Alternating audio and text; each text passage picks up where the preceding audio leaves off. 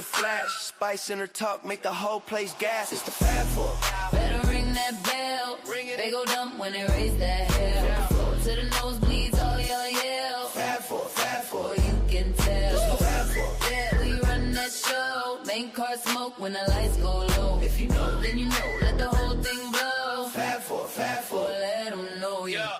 Treader OTC, yeah, cut from a diff cloth. Talk slick, get flipped, get tossed in the standoff.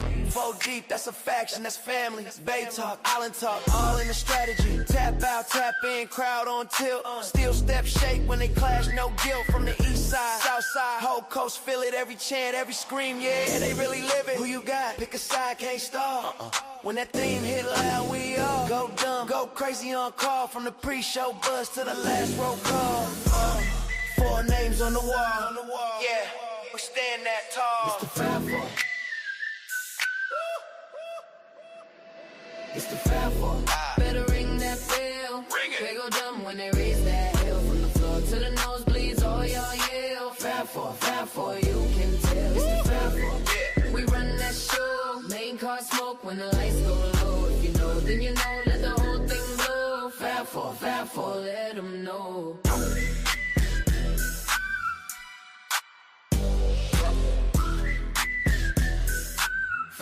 Fab4, let them know.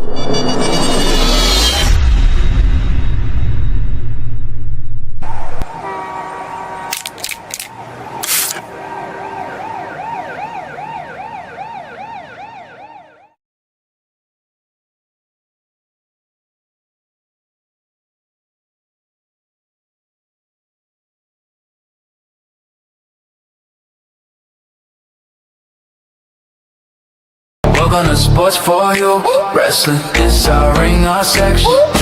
From the bay, we flexing. Fab4, keep the crowd out, all guessing. Welcome to Sports4U. So, this is what we starting with? This is what we starting off with, because who would have thought that one little itty bitty segment would launch a whole anarchy and have a whole bunch of people die and their villains again. But I think a whole lot of people is missing the plot to this whole Pat McAfee situation, and we're gonna get into it.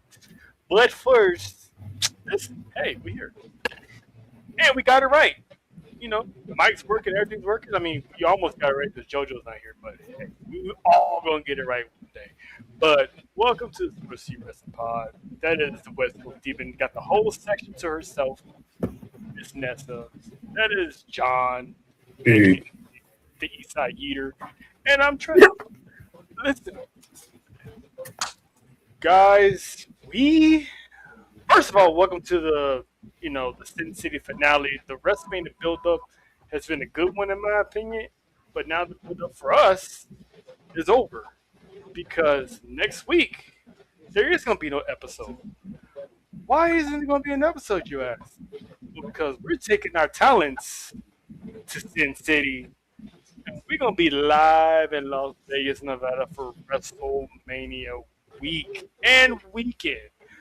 So I'm actually excited. How excited are you to be back in Vegas, but this time something this major? You're the one back in Vegas. Oh man, I can't wait. Last year we experienced a lot from Wrestlemania, WWE World, obviously meetups, pop-ups, meet and greets, watch parties, stand and deliver. Now we gonna take it up another notch, and I can't wait. I'm just by this time next Wednesday I'll already be at LAX. I mean, that's the same question applies to you. You're not going to get away from answering this. I mean, we've all been to Vegas many a time, but you're going to Vegas for WrestleMania. The last time I was in Vegas was 2019, so right before the pandemic. So being in Vegas for WrestleMania, never been to WrestleMania, never done anything for WrestleMania besides whatever we do here, Barboza style at home. Shout So I'm super excited. And actually, as of next week, I would already be in Vegas as of Tuesday. I'm starting early. you starting a whole full 24 hours early. Mm-hmm. I mean, this is big because, like John said, we this is gonna be in its totality. This is gonna be our third WrestleMania week. Um, as boys, as fans, second time as podcasters, but this is the first time we're doing Mania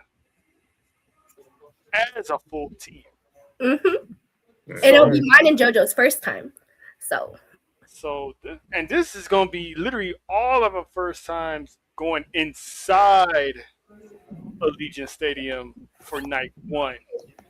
So, I mean, and we all going to get what we want on night one. I mean, JoJo got the Usos, me and John got Steph. See, And then, of course, Nessa has Olivia by way of Dominic Mysterio. please be there. And I get Randy. And you get Randy. I get Daddy Orton. So it's like we all, this is what we hope for, that we at least all get something. And we're going to get something. And on top of that, we're getting Brock and Oak. No, wait. That's night 2, isn't it? That's on Sunday. That's Sunday. That's Sunday. We're still getting it. We're still getting it. So I can't wait for this. So before we get that, we get to eat all together. Again. Hopefully, because now they've been coming through the stage lately. So hopefully for this specific time, they'll play the Jay Uso song, so we can all right, because WWE with this song is not hidden. No, it's not hidden. If y'all noticed, they got rid of it.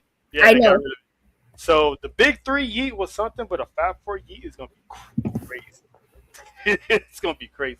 So before we get there, the reason why we're even talking about getting inside the building is because the ticket prices are dropping. So, and now there's also talks of the ticket prices are going to be dropping through the summer as well, which means that, New Orleans, when they have their Money in the Bank, it's going to be affordable. SummerSlam is going to be affordable for the people in Minneapolis. So I'm digging this. John, how you digging that the ticket prices? Because I know Phil didn't do this just on a whim. I know they probably told him, listen, we're going to drop these prices, so go out there and, make it seem like you're calling us out. So how you feel about pretty much they listened to John and this ain't going to last long because, yeah. I told you they was outpricing themselves, even with the whole watch party blackout. That wasn't gonna last because people you're telling people not to watch ESPN. What kind of stuff? Who does that? I mean, come on, you're actually going against yourself. So this is good. Let's try to see where this goes from here.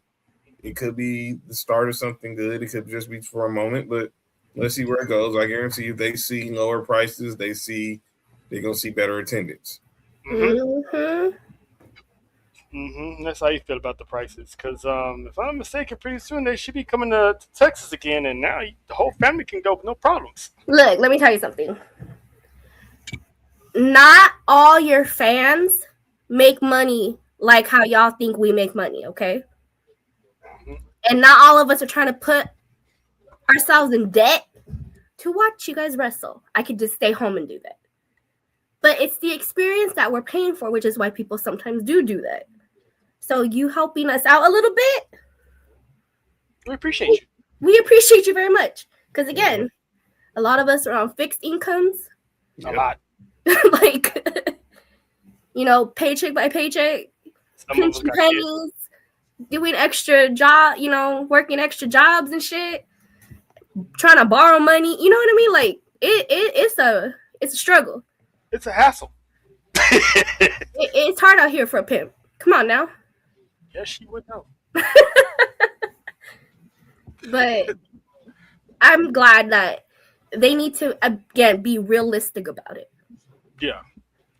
And this is I think I'm glad that TKO is finally was like, you know what, fine, all right, we'll lower it because it's like, come on, dude, you're forcing people's hands here because not only you had the tickets jacked up to the moon, you was also blocking out, ESPN viewings at, these bars, and as a thank you for that, they got for 2 nights they got WrestleMania starting early on ESPN. So it's like, if you went ahead and did that, can you imagine how many people would have missed out watching it for that first hour for free? Because now you're doing better marketing because by putting it on ESPN for free, there's going to be people out there who haven't subscribed to ESPN Plus and they, damn, there's going to be a dope ass card. Let me sign up for ESPN Plus real quick. Mm-hmm. I'm not going to lie, you guys. I do the bundle on Hulu. I have ESPN, Disney Plus, and Hulu. I pay $40 a month for that bitch. It's actually worth it. It really is. Especially if you got kids and you want to watch, you don't want to go to separate, apps. You want to just stay on that Disney Plus app. Trust me. As soon as they fall asleep, click to the next thing. I mean, and plus, if you're bored and you got shit to do on the weekend, there you go. You got so many shows. All in one app. Yeah, and catch up on your wrestling shows too if you got the VPN. Shout out to the VPN. That's your next project. You got to get a VPN. We're working on it, okay? I know, baby steps. I mean, we one problem at a time. But shout out to you shout out to growth. You fix it one problem at a time. So do what you gotta do. That's grown woman shit. If it's not one thing, it's another thing. But if anyone can handle it, it's the West Coast deep. So, but me and John was talking about this Tuesday or Monday. All the matches that we pretty much predicted have been officially announced. Mm-hmm. Except for one, because night one has one more match than night two. And there's a reason for that. So Asuka called out Io on Monday night for a match. Io responded, basically accepted her match, calling her out. But as of right now, no match has been announced. And me and John were talking about this. They're just waiting until the last minute. No, there's a reason why this match has not been announced. Because if you guys remember, there is a fatal 4-way for the women's tag team championships at WrestleMania. You got Lyra and Bayley, you got the Bougie Badasses, you got Charlexa, and of course, you got the Bella Twins. However, if we remember, Nikki Bella had an injury a few weeks ago. So the plan is, if Nikki can go, we're going to get Io and Asuka at WrestleMania. But if Nikki can't, the Bella Twins are going to get pulled, and they're going to get replaced by the Kabuki Warriors, which is Asuka and Kairi Sane. So, where's Danhausen? So it's gonna come down, it's gonna come down to all the Nikki Bella haters. Do you want Nikki to get better to wrestle so we can get Asuka and Io, or does the hatred last that bad that you don't want to see her wrestle, and we don't get the match that everybody wants? So I think I don't think they're gonna put the Kabuki Warriors in the match. There's also another faction that just happened on SmackDown that can get thrown in there. You mean Raquel and Roxanne? Nope. I'm talking about Michin and B-Fab. They could put them in there. But the reason why I say that And because they could add the Tejanas to the card too. So the reason why I say that is because by now that match should have been added. true. If that's the case, if they're gonna add another tag team, but I think B-Fab and Michin, they're gonna have them booked to help out Jay Cargill. Mm-hmm. So That I do think is gonna happen. I think all that. So I think and then the Tejanas, I could see them but I think they're going to be heavily involved in that Stephanie Bakir match for some reason, and or Dominic Mysterio's match against Finn Balor. But that one's on Sunday. True, but it has to be the Kabuki Warriors. It makes sense. It really does. But who knows? Maybe they can add an NXT. They could. Last minute. They have a few options. They really do. They do. But if I know WWE, they're gonna go with the star power, and Asuka's name is star power. Mm-hmm. So I think they're gonna put them in there, and then we might get Io and Asuka backlash. Maybe. Because why not having this match been announced yet if they're not gonna put Asuka in that tag team match? But I'm just saying. But John, what you think about this whole situation with Bella's, Asuka, Io, and whatever they might do? It's varying, but everything depends who you believe. I don't think they're adding the Kabuki Warriors. They'll leave it as a triple threat. From what I've been hearing is, if Nikki Bella isn't clear, there's no plan to add the Kabuki Warriors to this match. Just make it a triple threat and leave it as is, because they're going to have Asuka and Io no matter what. Yeah, I'm not mad at that. That's a possibility too. Yeah, I'm not mad at that at all. So I'm assuming they're gonna probably make this match on Monday. Yeah, they have to go face-to-face confrontation, and that'd be like the last match official. So we'll save that for the predictions just in case that match does happen. Mm-hmm. And then speaking of, have y'all noticed that Saturday is more women heavy than Sunday? Yeah. Only women's match on Sunday is Rhea and Jade. Mm-hmm. Yeah, because we had talked about it like a few weeks ago that they was planning on having 14 matches, and a lot of it was going to be women heavy. So the fact that we got a whole lot of women's matches, one, that's dope, because if you think about it, 10 years ago, how many women's matches did we get on the Wrestlemania card? Not that many. We're technically getting another Revolution at Wrestlemania, just sort of. Kind of. Sort of. We get Becky and AJ. We got, it's crazy. We got the women's tag team, and then we got Liv and Steph. Speaking of Liv and Steph, jeez, watch your head. Listen, when Stephanie says, Nasty, I won't look away. When Stephanie said it's on site, damn it, this woman has been on site from the beginning to end. And this is one of those, I told this to Icy, on Monday. This is the match that I've been looking forward to for months. Oh, of course she would appear at this one. I'd take it back all the way since Liv Morgan returned and she had that face-to-face encounter with Stephanie in the hallway. I'm like, yes. Yeah. Oh, wait. This was, as soon as that moment happened, I already knew that we were either going to get, again, how we wanted it was Raquel with her and everything gets fucked up, or vice versa. So either way, we were getting Stephanie versus Liv, regardless. Yes. Their build-up. Yeah, see, she popped in. Of course she popped in right now. This build-up has been one of the best build-ups for WrestleMania in a very long time. And it's been consistent. Yes. It's been words, it's been hands, like, it's going back and forth. Now, the past 2 weeks, them sneak attacks have been coming from Stephanie. She's been getting the upper hand. So we're just going to discount. We're just going to discount the 2 weeks prior, Stephanie getting her ass whipped by Liv. I mean, technically, she went at her, but I'm talking about the sneak attacks. I'm talking about sneak attacks. I'm talking about out of nowhere attacks. Okay. So you're trying to stall Liv out. I see what you're trying to do, Vanessa. You're not slick. You're not slick.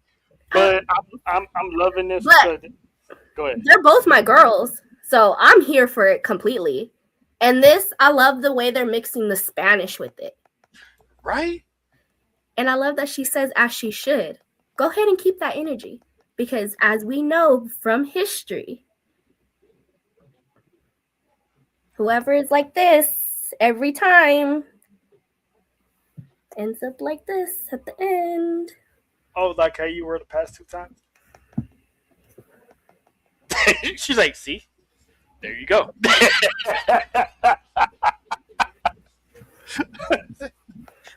Listen, if y'all didn't witness it the first time, listen.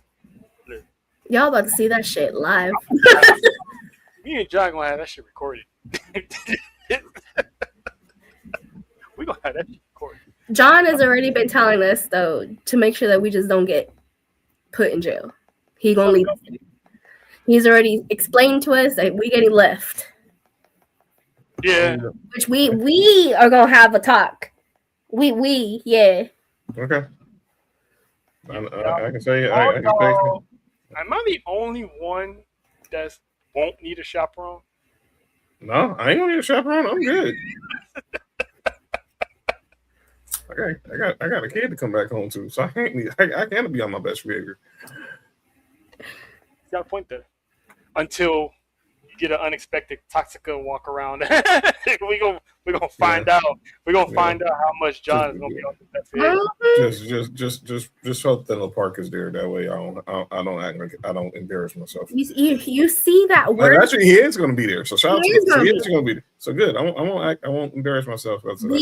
We are a we. This is an us. Okay. All right. Be on your best behavior. I'm always on my best behavior. She's capping already. Her birthday already passed. But listen, I said this on Tuesday. How can you not love Raquel? I mean, I've never seen this woman smile so bright since she chipote on her head. God damn. She got a doorknob on her forehead. That is insane. And Roxanne's wasn't any better. It was literally just as big. So whose head game was stronger, hers or Raquel? Hey, yo.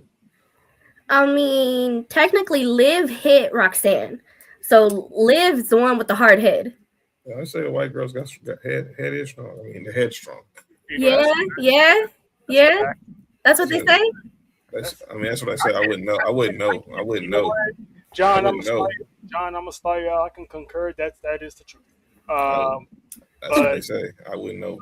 It really is. And for those of you who are asking how it ends up, just a bruise the next day, ice. You put ice on that bitch for a very long time. Hey, Faith, check your IG, by the way, if you have. Exactly. A whole novela. It is. And I love, again, that's what I was trying to get at. Mm-hmm. I love the Spanish and English mixed with it because it does feel like a telenovela, which is how people keep entertained. And I'm loving the fact that Liv was taking part in these Spanish war of words. It wasn't one-sided. You know what I'm saying? So it was fun having her there, having Dominic there as well. Toxic Dom, because that man does love getting slapped around a lot. So this match is gonna be insane. Does Raquel fuck this up? Probably. It's a 50-50 chance. Because I was telling, I told John this morning. Was it this morning? No, it was yesterday. When he was, because on Monday he said, "Don't the Judgment Day don't they lock their doors to the quote unquote clubhouse?" And I'm like, who left the clubhouse? That's what I was about to say. This happened after Raquel got dismissed, and you saw the look on her face like, "Oh, this is what we're doing. I'm dismissed." Cool. So who's to say she walked out the door and sees Stephanie pulling up like, "Oh, by the way, she's in there." Mm-hmm. And what does that remind you of? Because who did the same shit when Rhea got attacked? Dominic did the same shit because there ain't no way that man ran to the office and ran back. That man was not that far away until she got attacked. So, Like, hey, I'm not. I don't love him no more. So, hey, because listen, do what women, you want to do. women gonna stick together, but Latinas, if they have a mutual understanding, hey, that pendeja's in the locker room. That's And pretty much I just my enemy. What is it? The friend of my enemy is my friend. Yeah, like I ain't see nothing. But speaking of enemies, we got one of Cody Rhodes' biggest enemies. Pulling up to the building, fresh off the island. She's currently on tour as we speak, counting down the days to the final acknowledgement. We have one wrestle. What's up, Faith? Hey, boo. Cody Rhodes is a hoe. I'm good, y'all. I'm a little under the weather, but I'm all right. That's an entrance. That's how you come down the show. And I clipped that. Clip that. Yes, John, that's how I come. I get up in the morning. I praise the Lord and I go, he's still a hoe. Like, that's what I do. You know what? I believe it. I believe it all the way. Help this child, please, in the name of Jesus. Hey, Faith, before we move on real quick, let me get your opinion on the Battle of the Head game. Hey, yo. First off, that's a whole titty right there. I know, right? Because if you notice in the middle, it does look like a nipple. And a little bitty areola, little nipple. I'm just gonna say this: if Stephanie's hand can do that with that much force, I feel bad for Miles Moore. Ooh! Jesus Christ. Whew. Well, he probably got born again. He probably did. I know he went to heaven and came right back when it was done. This is funny, right? I mean, her 5 head is so big. Her password said to be continued. Wow, Jojo, that's what you're doing. That's what you're on right now, Jojo. Jojo ain't right. She was holding on to that.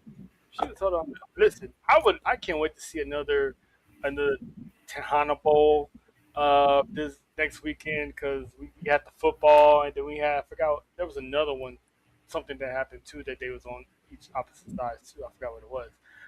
Was there something else, or was it just No, it was just that, but we stay on opposite sides because of Rhea. Oh, yeah, that's it. No, but I think Raquel, it's a 50-50 chance with Raquel because she could either cost her at Mania or Liv wins it, and again, that's going to be Raquel's 13th reason. I think Raquel attacks Liv or comes out to say something to Liv the Monday after Raw. I mean, the Monday after Raw. Jesus, the Monday after Mania. I think I really do feel that it's gonna be that's how the breakups, because we've already seen it, right? And now that Roxanne's back,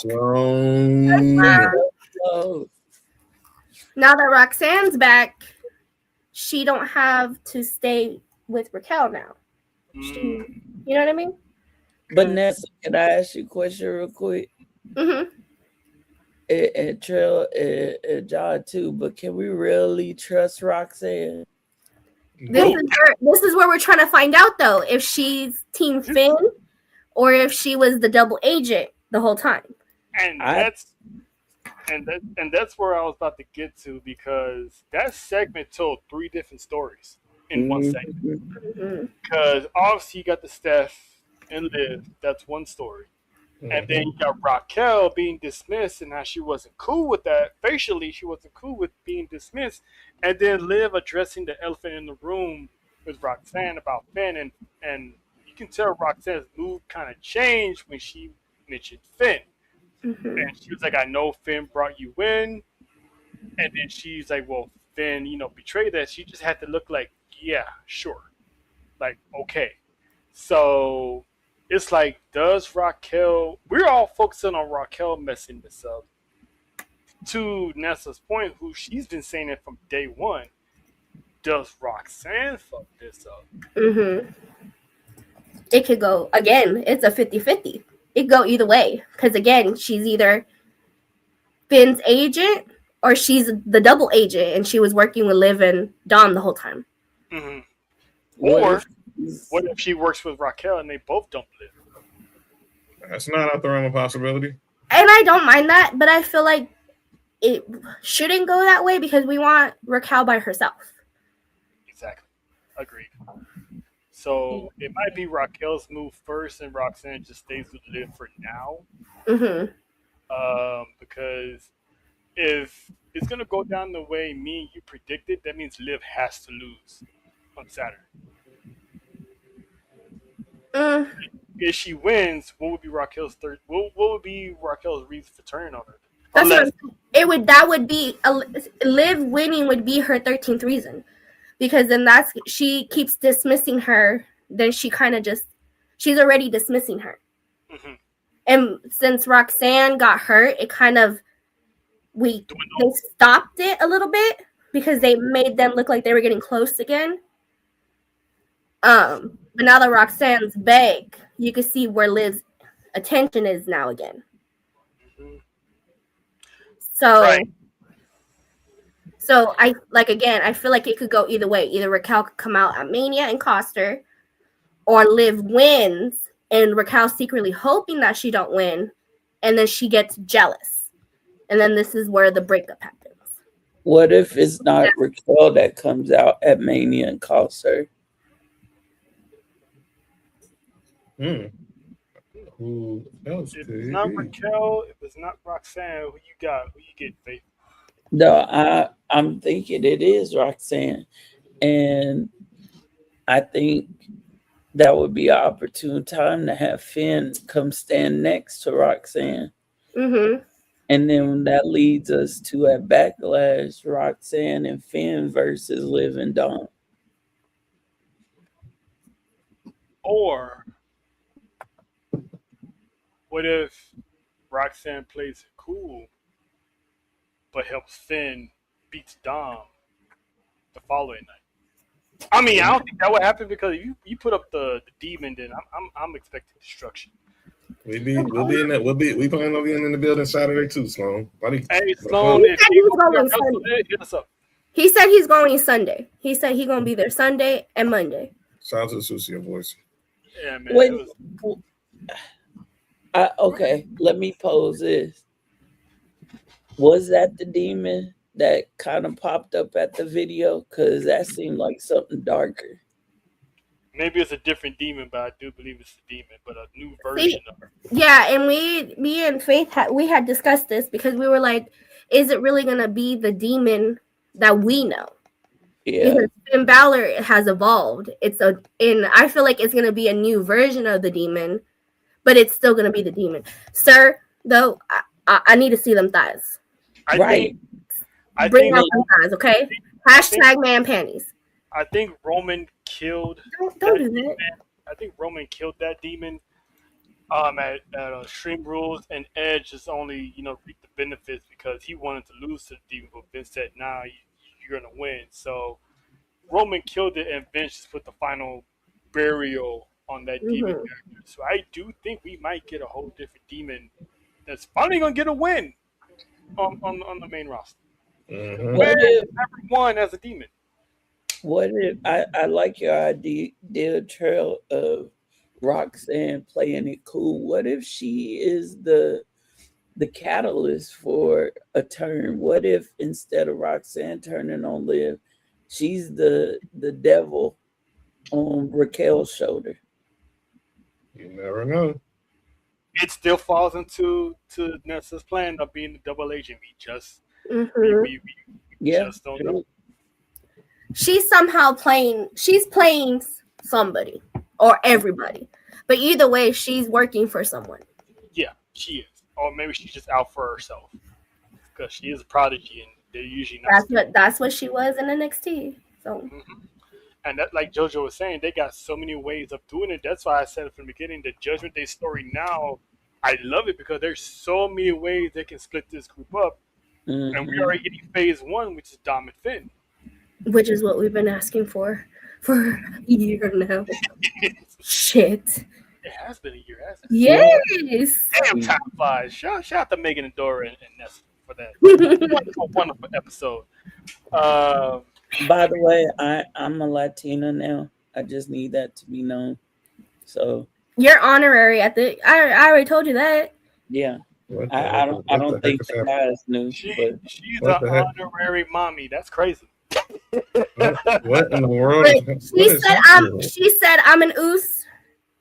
So there we go. JoJo JoJo too. Shout out. Now the We just Chaos Collective got 3 mommies now. That's what's up. You know what I'm saying? That's what's up. I'm doing the hand gesture. I know you can't see me, but I'm doing it. Hey, don't set John off because he starts tripping. hi Jody. Hey, Jody.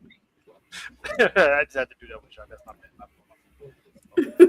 We are 1 week away, so I'm excited. So now shout out to the dungeon. They got a little heat tonight. Shout out to the dungeon. Shout out to Natty. Can't wait to see you soon. Sunday. We gonna meet the head honcha Mm. of the dungeon. We got questions. Hope we can get one question off, at least one. So proud. That's crazy. Hey, Faith, we were talking about this earlier. What do you think of the whole Asuka Io situation? Do you think they're gonna add the Kabuki Warriors to the tag team match if the Bella Twins don't go, or should they just keep it as a triple threat? I think let's keep Asuka out of that tag team match. She got other business to handle. Besides coming out here looking like Batwoman and Joker had a baby. Asuka Housing got some work to do. Okay. I was just about to add. John, did you ever add that video that I sent you? No, huh? Which video? Of that segment. Of what? Of a certain vampiro. You could have Which told one? me that. I would have edited it for you. Which one? He has so many. I only sent you one. It's okay. It's past already. We just need a certain vampiro to come in. Look, Mm. And I'll be happy. But I think Io and Asuka, and this is kind of a little bit of gripe I got, but how could you leave Io and Asuka out of Mania? I don't think they are.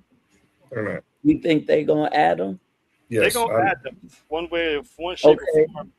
So then that means SmackDown doesn't get another match because they just added a Raw match on Monday. So that leaves out the Women's United States Championship. Exactly.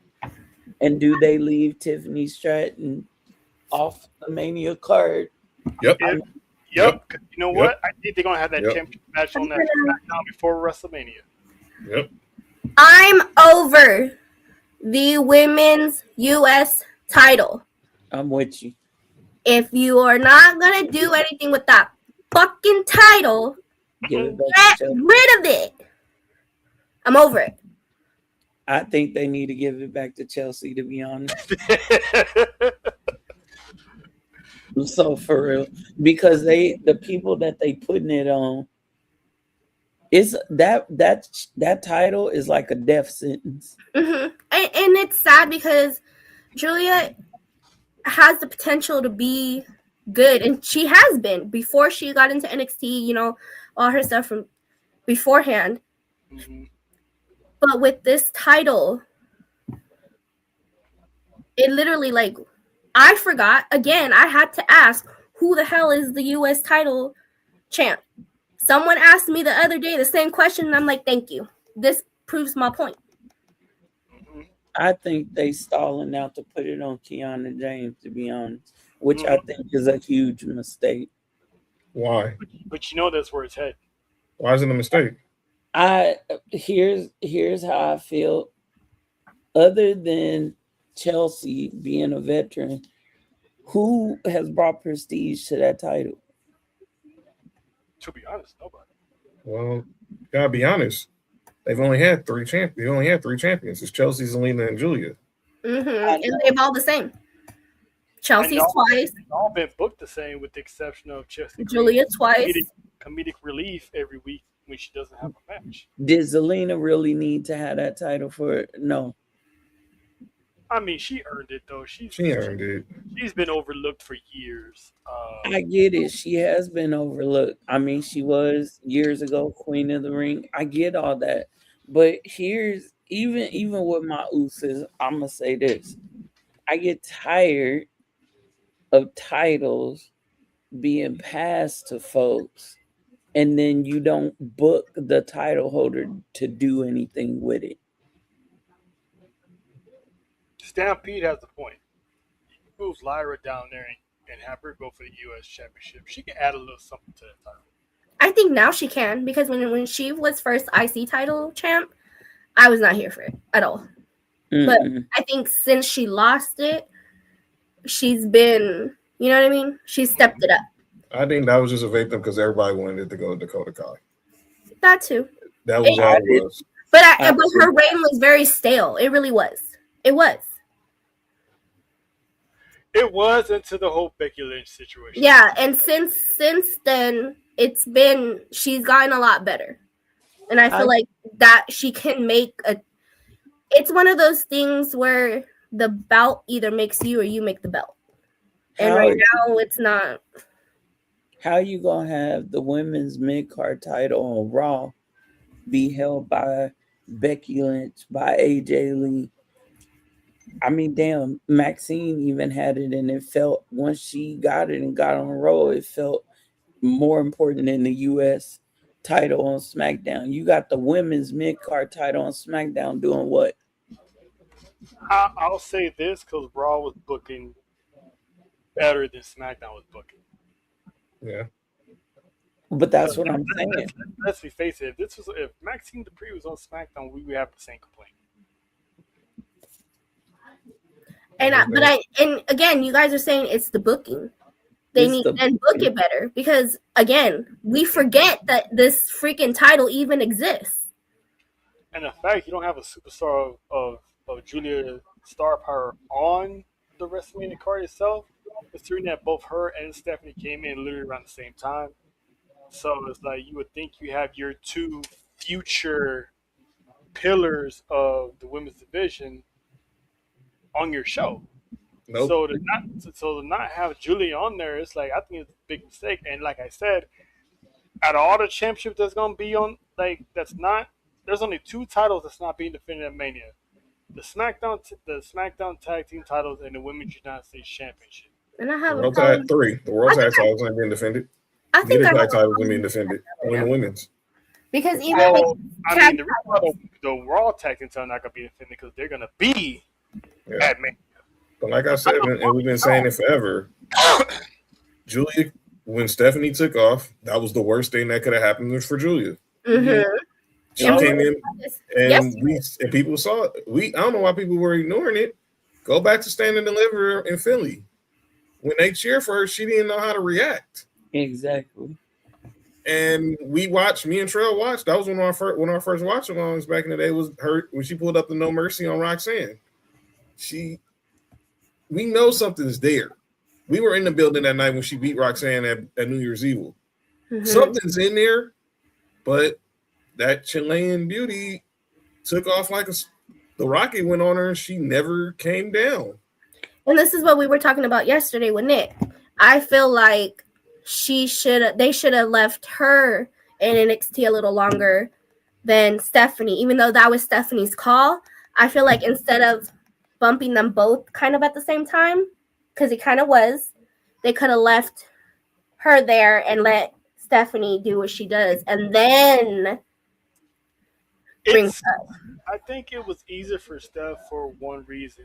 See, because Julia is half Japanese. How many other Japanese females are on the main roster? Io, Asuka, Kyrie. That's it. She was immediately gonna be lost in the shuffle because in NXT she was kind of looked at as the new Asuka. You know, the way her entrance is with the mask and the big jackets, and then like we all said, Stephanie came blown out the water. When she got to the main roster, she's getting treated the same way as the other Japanese wrestlers right now. So, Yeah. go ahead, Faith. No, I said absolutely. Yeah. So it's like that's on WWE for not getting her. I mean, adding Kiana James as her mouthpiece it as of now really hasn't done dividends, to be honest with you. Because if you got Io doing promos with subtitles, why Julia can't get that same push? Like, You know, I also think Stephanie, because I know that she went to classes. She went to English as second language classes. every week. She stayed in the lab in the NXT practicing her promos and behind the scenes. This is even after she came to the main roster. I don't know if Julia is doing that because I've not heard her speak about it. I haven't even heard an interview with Julia.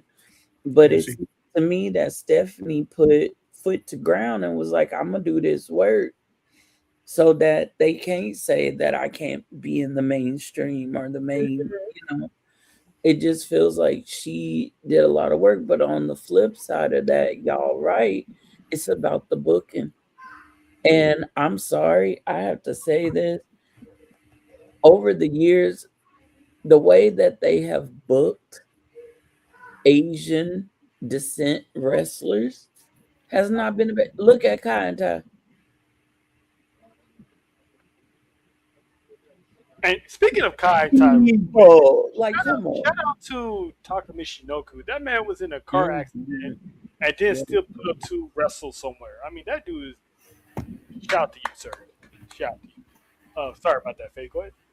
But no, I'm just saying, like, you got them coming out with the Japanese flags talking like they in a Japanese movie, and then Eve, like, come on. Yeah, I'm not gonna lie to you. Asuka was the only one though. Asuka was the only one until Io kind of came in there. But let me ask this: would Julia been stronger by now if after NXT? Because I agree she could have stayed at NXT a little longer and worked on some things.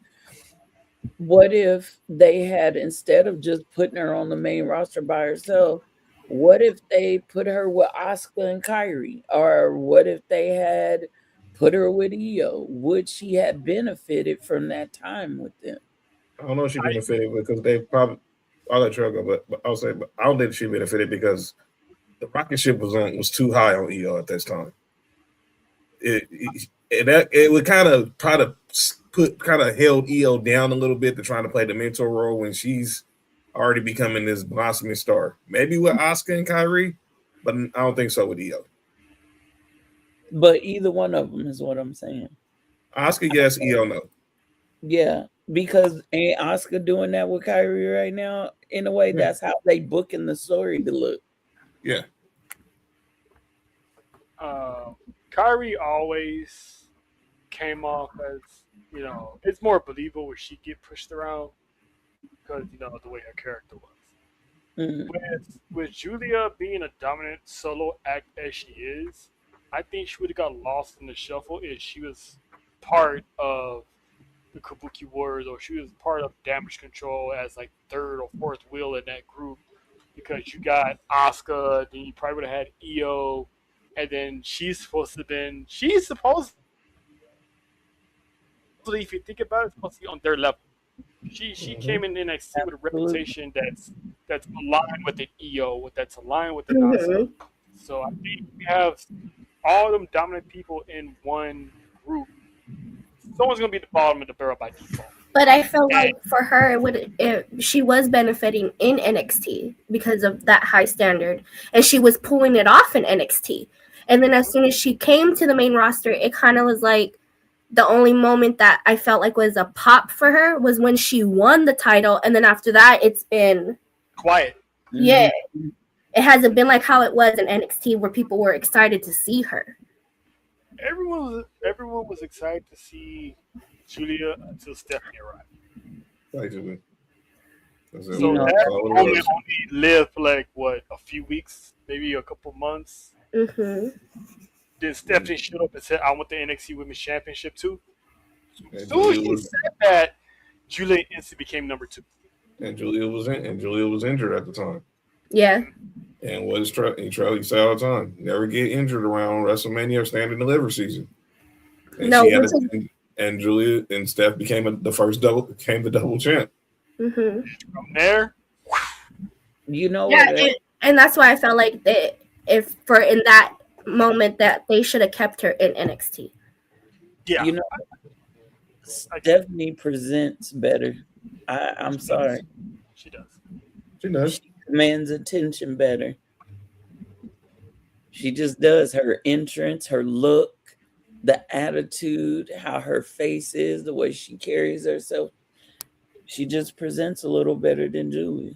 It's basically because she's more relatable. When she did that promo after she won the NXT Women's title, talking about how English wasn't her first language, but wrestling is, there were a lot of people who related to that because there's not a lot of people in our country who are working in billion-dollar companies who speak fluent English. Mm-hmm. But she can relate to that. Look what's going on in the last 24 hours. Did you see that little girl, not the little Stephanie Vaquer, the girl that Triple H, high five that Raw. And as soon as Stephanie saw it, she was like, "Somebody find her." And 48 hours later, Twitter got in it. They found her, and I guarantee Stephanie Vaquer is going to do something really nice for that little girl, go in the immediate future.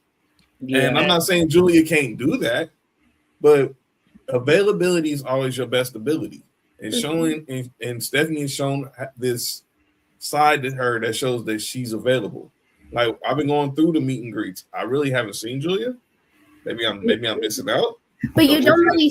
She's not, and that's what I'm saying. If you're holding a championship, anybody, you need to be able to present yourself. You need to put yourself out there, and she's not doing that. I'm gonna say it like this that I said before. Because Lyra was the same way. Lyra did not put herself out when she was champion. Right. You didn't see her doing things as champion. Here's the thing, though. Stephanie is different. She's one of one. We haven't seen another. Hey, every Latina on the main roster in NXT, you can tell there's difference in them. No one's acting like the other one.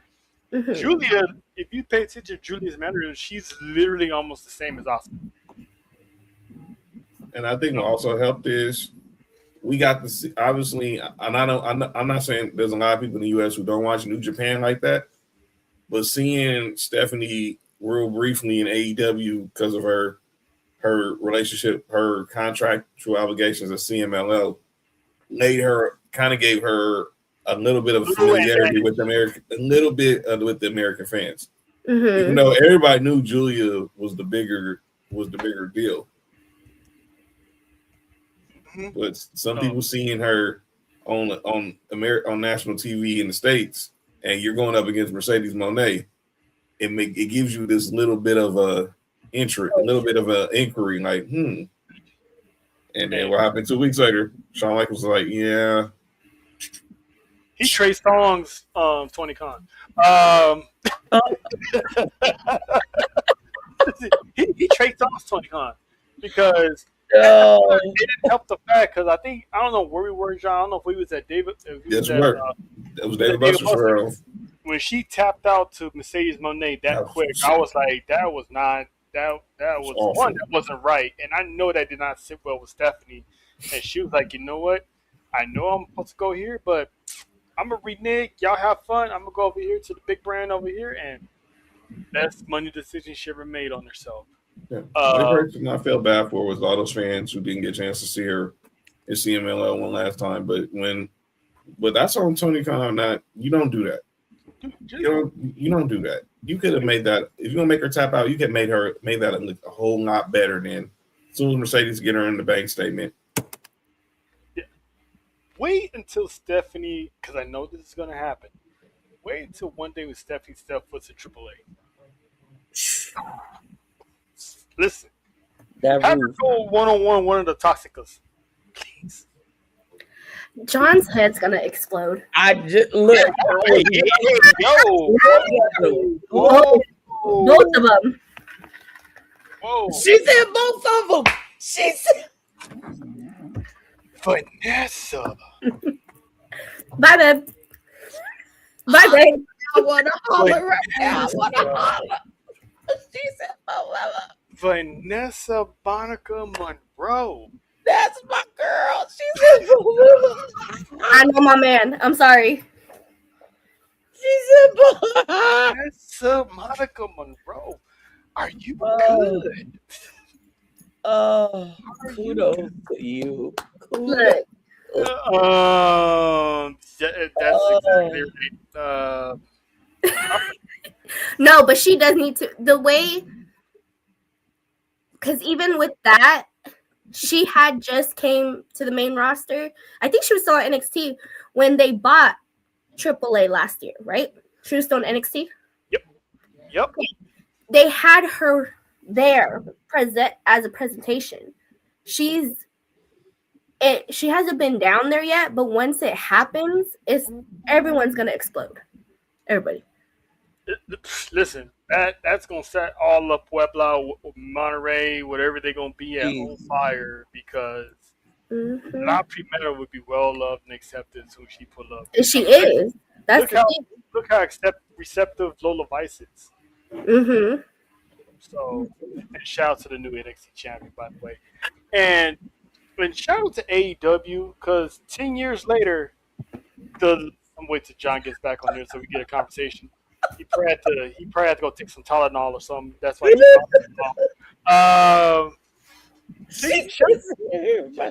shout out to AEW because 10 years later, the list of Jericho is back. And it feels weird seeing it on AEW, but it brought a smile to my face to see the list back. Congratulations, Ricochet. You just made the list. The first AEW superstar to make the list. That On the list. Because he did the whole spiel. Like, you just made the list. I'm like, I mean, he did bring that up, so he probably was able to get that off. Yes, JoJo. Everybody exploding. Yep, including you. I've never loved you more than this. Can I ask y'all a question real quick since y'all talk about AEW real quick? Yeah. You know I keep my ear and both ears to the street, right? Mm-hmm. The streets is talking heavy right now about a certain someone from AEW headed back home. Okay, it's not Jericho, so who else could be? Oh! Are you talking about a certain Death Rider? No. Oh, not him. A rated R superstar. I'm talking about a female. A female. Hold up. Oh, money. Yep.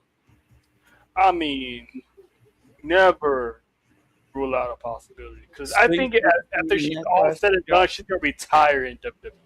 Mm-hmm. Streets are saying that's why she dropped them titles.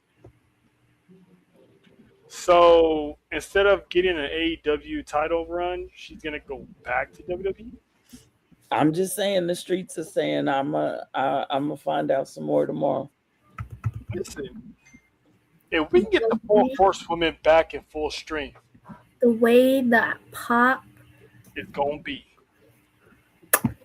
All that, and you didn't get not one AEW. I mean, the TBS title's cool. You know what? At the same time, we complained about this, John. We did not want her to have all the titles, but I thought for sure the whole purpose of her dropping that was to set her up for that. Because I heard reports that she's due back at AEW.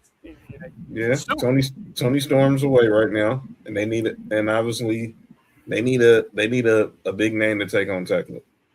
I think what's gonna happen is I think she will get her hands on that title, but the moment she drops it, I think we see her Adios. shining her headlights back on.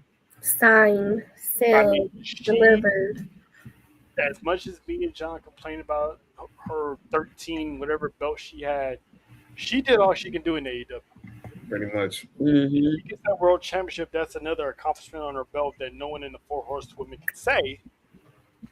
And then the moment, like Nessa said, the moment that woman comes back to WWE and we hear Snoop Dogg on the track. Because what's the one difference now? Once you hear Michael Cole say it's boss time, it is a wrap.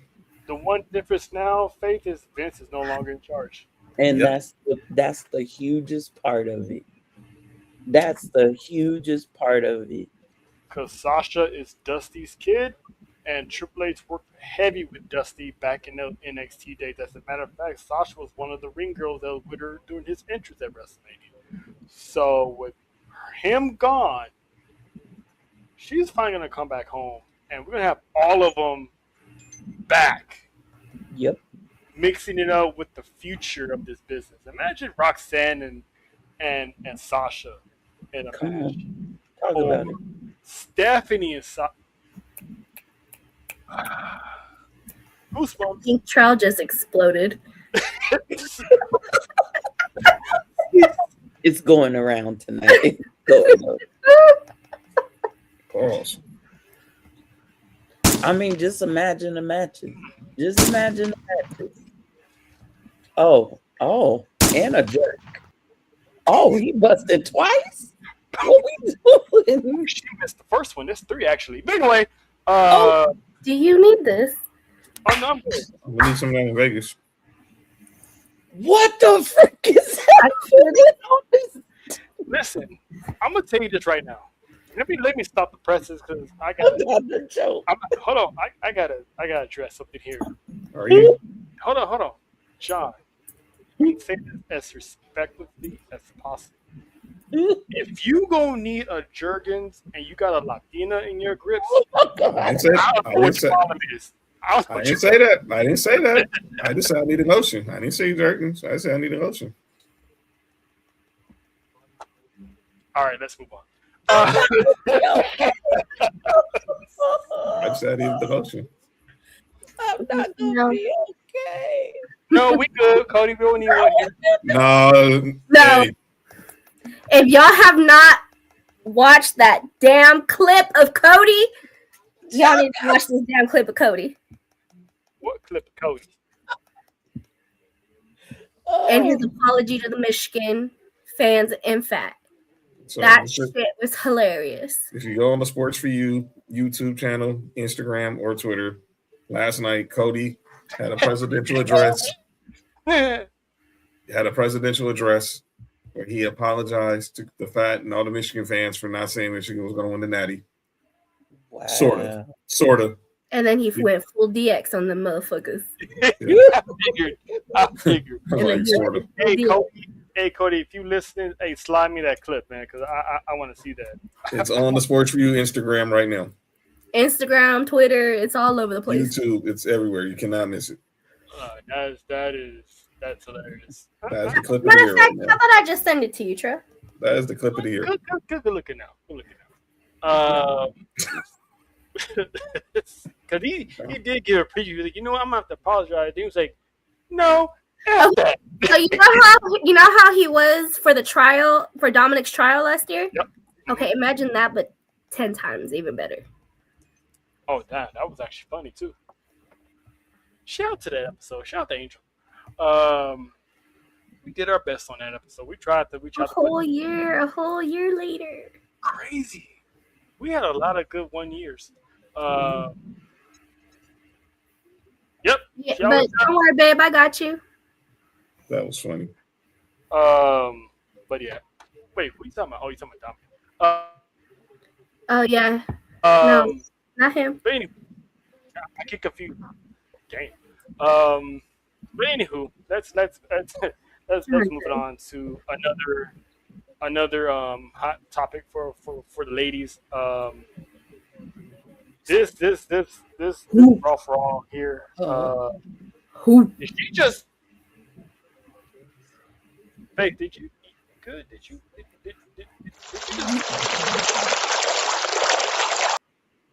Just Yeah, keep you talking. good? Just keep talking. Did you tinkle?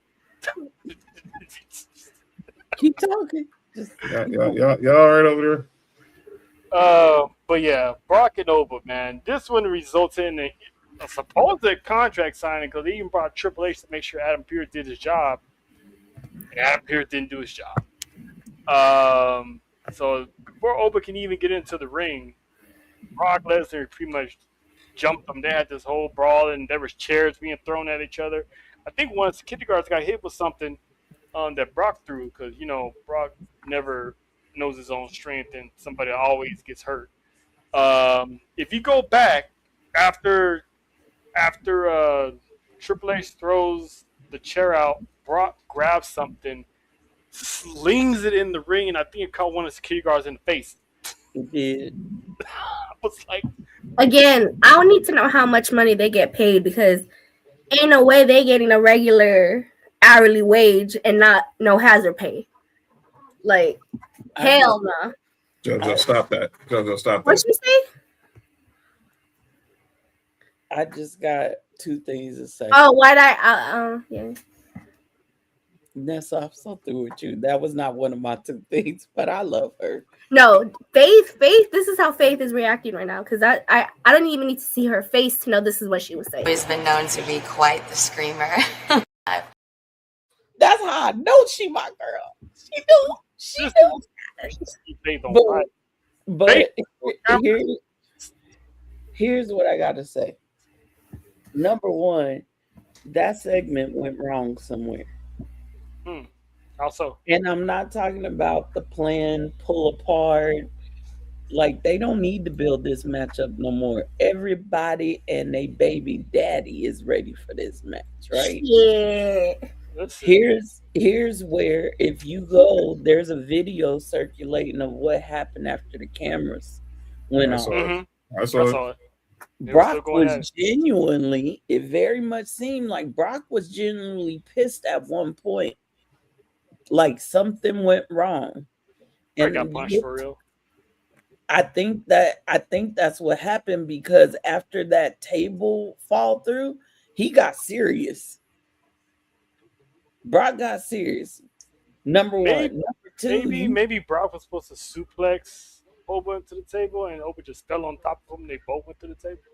Well, every time they have an interaction, Brock has to tell him something to do, if you've noticed. Mm-hmm. And I think Brock maybe he's getting irritated. I don't know. So that's the one thing I want to point out. I think, Trail, you just hit the nail with the hammer, so to speak. You said Triple H had to come out to make sure Adam Pearce did his job. How come we only seeing Triple H on Raw, not on SmackDown with Nick Aldis? Now, to answer that question, I love when Faith has these awesome segues. Because to answer that question, we're going to go to the next topic. And this is something I've been saying for weeks, but I don't think people are listening. Listen.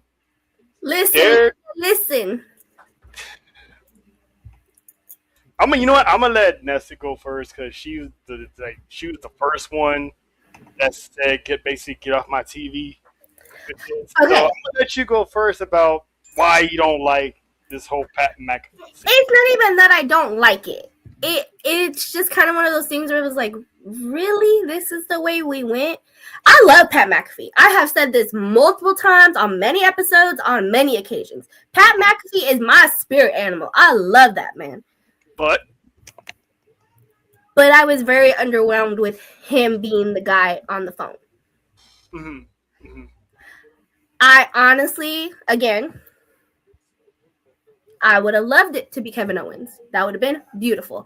I even saw someone say it would have made more sense for it to be Matt Riddle, for God's sakes. You take the advice from Riddle? Okay. Bro. Right? Yeah, Randy need to be definitely drug tested. He's taking advice from Riddle. Oh, he already I would have even waited for him talking to himself. I know them arcade bro days. I know what they used to do in them arcade bro days, but They couldn't. He could have even went so much as he was talking to Cody's dad. He's talking to the voices. You know what I mean? They could have went so many ways, and they went with Pat McAfee. If you said you had an exclamation, I want to hear it because I don't get it. I was not excited for it. I'm not mad about it, but I don't see it. I don't see it. I got so much to say about this one. I don't. I really don't. So, Kevin Owens. It shouldn't be Kevin Owens because the last time we saw Kevin Owens, he was about to have a blood feud with Randy Orton until he got hurt. Well, he had to have that surgery. He had to step away. So that really fans would have been like, yeah, we got Kevin Owens back, but fans. The only reason why they were having that feud was because of Cody. Yeah, right. But Orton was on revenge mode when he came back with Kevin Owens. Like, he was about to get punted. But it's been a whole year pretty much since that happened. So who knows what... That's what, that would made more sense on the storyline wise. They only started fighting because of Cody. And so now... And then me and John are going to be like, so they just going to forget that story about how they didn't like each other? Pretty much, like, dude. No, y'all building up to face each other at WrestleMania. Y'all building up to face each other at WrestleMania. And now you're just going to be this dude's guilty conscience. Who you, Eminem? And my enemy is my friend. And second thing is, I don't think people are understanding because me and Faith talked about this. Me and John talked about this. And they pretty much laid it out on Monday as well because of CM Punk's fight bomb. There's a war happening in WWE. And sides are being drawn with these promos between Cody Rhodes and CM Punk. Mm-hmm. Pat McAfee's agent is also The Rock's agent. So Pat McAfee, I think, if I'm not mistaken, John, isn't he about to do like some type of video deal or something with WWE? So Ari Emanuel, who is the COO of TKO, is also Pat McAfee's agent. As Trell said, he's also The Rock's agent. Mm-hmm. Word is that he wants to try to get Pat McAfee for the next 12 to 24 months a streaming rights deal on Netflix, the move the Pat McAfee show to Netflix. Okay, I knew that. So what I'm saying is, isn't Pat McAfee and The Rock boys? Yes. So isn't The Rock part of the board? Yes. What you're trying to tell me is that this is all leading back to broken promises? No, this is basically saying no. This is basically Pat McAfee making up for the screw up of Travis Scott last season. We're getting a war between people who represent us, like CM Punk's, the Cody Rhodes, and then people who represent the corporate side of things. And with Pat being I guess a heel-ish type of thing, he's siding with the board with Dwayne. He sided with Randy Orton because Randy Orton, he's going to be that, I guess, the forefront of this war. So it makes a whole lot of sense. And plus, CM Punk also called out TKO on Monday. Mm-hmm. 48 hours, either 72 hours after Cody Rhodes called out TKO as well. And both of them called out Pat McAfee too. So there's a civil war happening. I don't know how, if Roman Reigns is gonna fit to that or not. Maybe he's just there. He absolutely is. That's what I figured. So Roman Reigns represents what CM Punk despises. A part-timer getting all these perks, not showing up, not working these shows where you got the hard-working people like myself, CM Punk, who does dates after dates after dates after dates. He's representing us. So there's a battle line being drawn, and people are not really seeing it. They just see, oh, why is Pat McAfee? I don't want Pat McAfee. Give me this person. Give me that person. And it's like me and Faith are saying, if you actually pay attention to the breadcrumbs and the seeds that they're planting, you can see 2026 is about to be a big ass year. Okay, my question is, before it was announced, did you picture Pat McAfee? No, No. and that was a TKO move. TKO wanted Yes. Pat McAfee in the storyline, Mm-hmm. So which is this why there's whole, reports of Cody and a few people in the back who are not liking TKO meddling in the business and Mm-hmm. the war. Go ahead, Faith. so Pat McAfee, no, nobody pictured him. And what I'm gonna go back to what Roman said on the Wrestlemania documentary. He said if we could continuously swerve them, we're doing our job. We all thought, oh, it's his dad because he said there's more than one royal family in wrestling. Mm-hmm. Well, his dad, his Granddad. granddad, even his uncle, they all are known as the Orton wrestling dynasty. Okay, so that makes sense. Well, then it made sense for him to be talking to either Ric Flair or Batista because Evolution was kind of royalty, right? Mm-hmm. And it made sense for him to be talking to himself because we know he listens to the voices in his head. All these people made perfect sense without having to think hard about it. Mm-hmm. Even Kevin Owens makes sense in some way because you could spin it to say that him and Kevin been talking this whole time behind the scenes and that Kevin told him, I told you so, Mm-hmm. right? But let me tell you why Pat McAfee makes sense too. Please. When Randy said that wrestling has more than one royal family, Pat McAfee has always been a place of a sounding board for The Rock. Whether it's been on Pat McAfee's show, whether it's been Pat McAfee delivering something that The Rock said, Pat McAfee has always rocked with the family. Nobody said that Pat McAfee was the only one on that phone call. And Pat didn't call him. It was told that Randy called Pat. It's a three-way phone call. Maybe. And I watched Pat McAfee's show after his day or after his comeback because I knew he was going to talk about it. He had Shaq on the show that day. Mhm. And I knew he was going to talk about it. And Pat said, Randy called me and told me that wrestling hadn't passed me by. He said, and then we got on a phone call. He didn't say with who. And then he said him and Randy and they were all talking on the phone call. And they start talking about his daughter and all this other bullshit. So Pat is letting little seeds out. So it makes sense.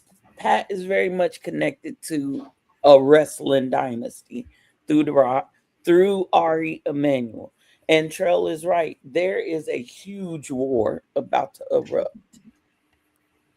And And people what Pat said, there was no lies to what he said. Mm-hmm.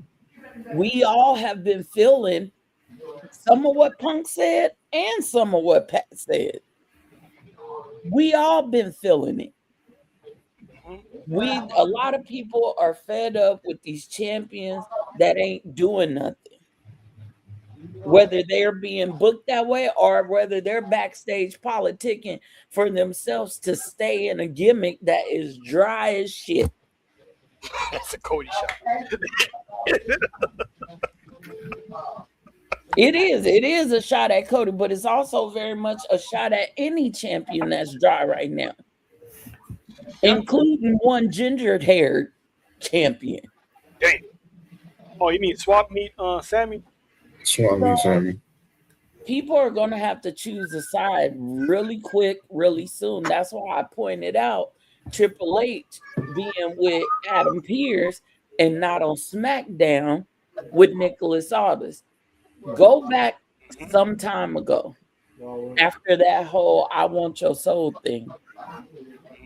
Who else was speaking for The Rock to Cody? Nick Aldis.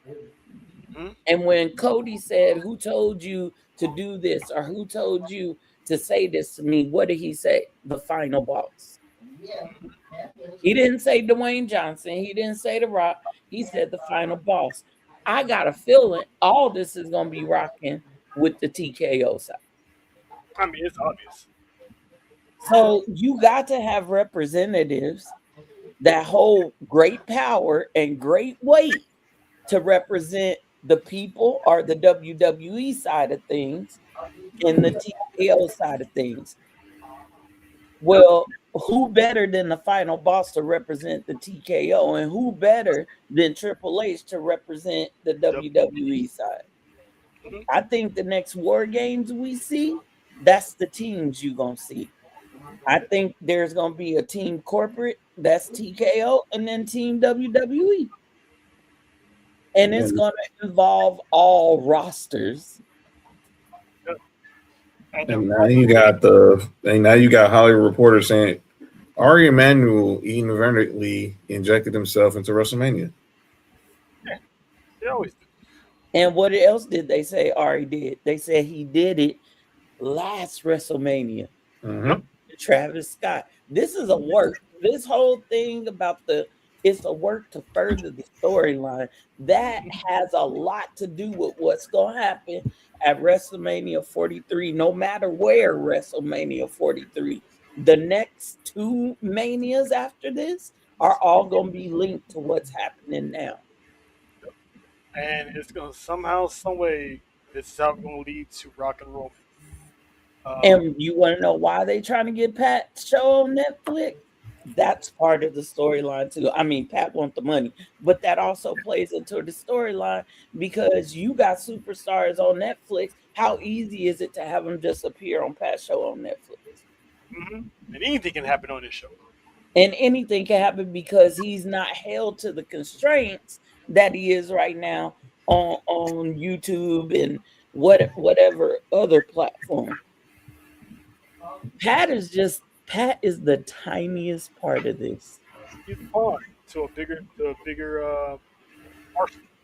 And that's why I call him the White Rock, because he's literally, if there's someone to represent Dwayne, it'll be Pat McAfee. And he can do a better job than Travis Scott because Pat McAfee has previous ring experience. And he makes more sense because he's been with the company for so long. And that's the part I didn't understand. I know we're gonna talk about Lil Yachty. I know we're gonna talk about Lil Yachty in a minute, but y'all are mad. Y'all been, and like our girl Jen from the Belt Collector said, y'all been crying and complaining and wondering when is Pat McAfee coming back. Mm-hmm. He came back, but he didn't come back the way y'all wanted him to come back. Y'all just wanted him on the announce table with Cole. But now he's getting it. We don't need him injected in the WrestleMania. Cody and Randy can tell the story for themselves. They're still telling the story themselves. Well, and what did I say, John? They want change, but they don't like the change they got. Exactly. And I get that part because I'm like, why is everyone so angry? Again, I'm not mad about it. I'm happy he's back. I just didn't understand it. That's what everyone, like you said, we were about to talk about, Little Yachty. People are not happy about iShow, Speed being here. It's kind of like a Jelly Roll. I mean, Jelly Roll is nowhere near WrestleMania right now, so they can just forget about Jelly Roll at this point. I'm gonna just out of all those people you just named, Nessa, Pat has the greater right to be involved. He does, because he's been with the company. He's part of the company. Yeah. He is part of the company. That's what I don't understand. Let's talk about Jodeci real quick. Did you say Jodeci? Listen, I said it on Friday. They was standing there in the corner wearing them white outfits like they was Casey and JoJo. Well, alrighty then.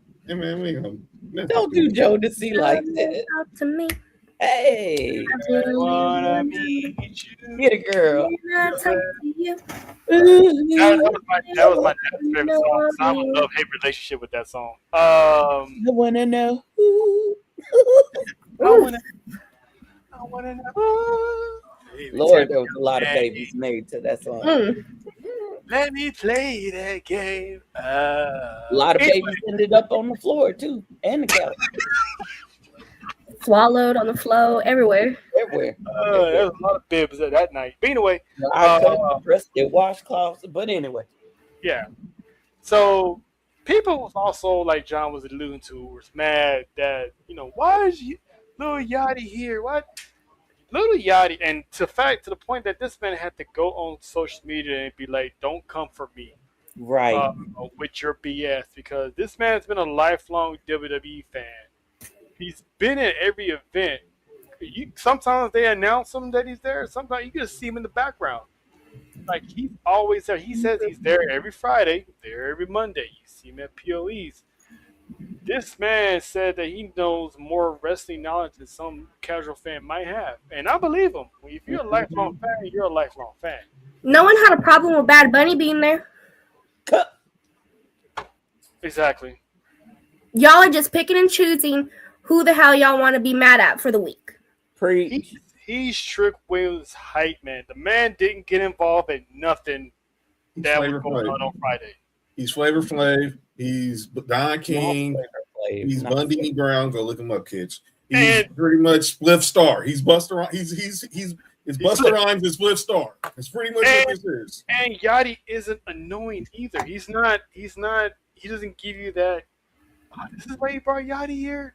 Get him off my TV. He's playing the role he's supposed to play. Why? Because he's a wrestling fan and knows how it goes. He's not just some regular rapper like Travis Scott coming out of nowhere, want to make a quick buck, get his merch out there in the open so everybody else can come buy it, which was hella expensive in the first place. I would know. Yeah. So he's here as a fan, just like General was here as a fan, but they all got the wrestling knowledge. So it's like, let stuff play out. He's not getting in the ring. He's not training to get in the ring. He's just there. But if he do, so what? Yeah, so what? If he respects the business, This is not the first time we've seen a celebrity get in the ring. It years and years. Yeah, there's some that should have not been in the ring. Pick me. And before John goes, John. Bad Bunny set the tone, and everybody followed. Yep. And I would actually say before him, it was Stephen Amell. That was a new one. Everybody else did do a Green Arrow. Can I ask a question? Love me some Green Arrow. Yes. Do people forget what WrestleMania was built on? Yeah, come on. Ali, Randy Richter, did you say Mr. T? Cyndi Lauper, Mr. T, Liberace. What are we talking about? You bring the outside noise into WWE to bring more fan base from their peoples and be like, "Oh, this is fun. Let me subscribe to this. Let me go to these shows." Snooki. Oh, the Hutchins. Floyd Mayweather. Mike Tyson. What the heck y'all think they brought Mike Tyson in for? Y'all, Floyd Mayweather knocked out when he cracked Big Show. And Big Show, that wasn't even supposed to happen. The fact that Big Show was doing a 440 to get after Floyd. Big Show. I actually saw this video go viral recently. I think Big Show was doing an interview. Paul White was doing an interview. He whispered at Floyd, "I want you to bust my nose open." He told him, it was like, and Floyd was like, "You sure?" He was like, "Yeah, just punch my nose and break my nose." Snoop. And even then, Floyd was still scared that he was going to get killed by Big Show. We just put Andy Kaufman in the Hall of Fame when me and Trail went to Mania in LA. Ain't they putting Dennis Rodman? Who was he famous for? The interaction with Jerry the King Lawler, right? Yes, was on the Tonight Show with Carson. What are we talking about? Dennis Rodman. Drew Carey was in the Royal Rumble. Come on, scared shitless. What about Jackass? Come on, that whole damn Johnny Knoxville, Wee Man, Hardy Boy, the whole crew was there.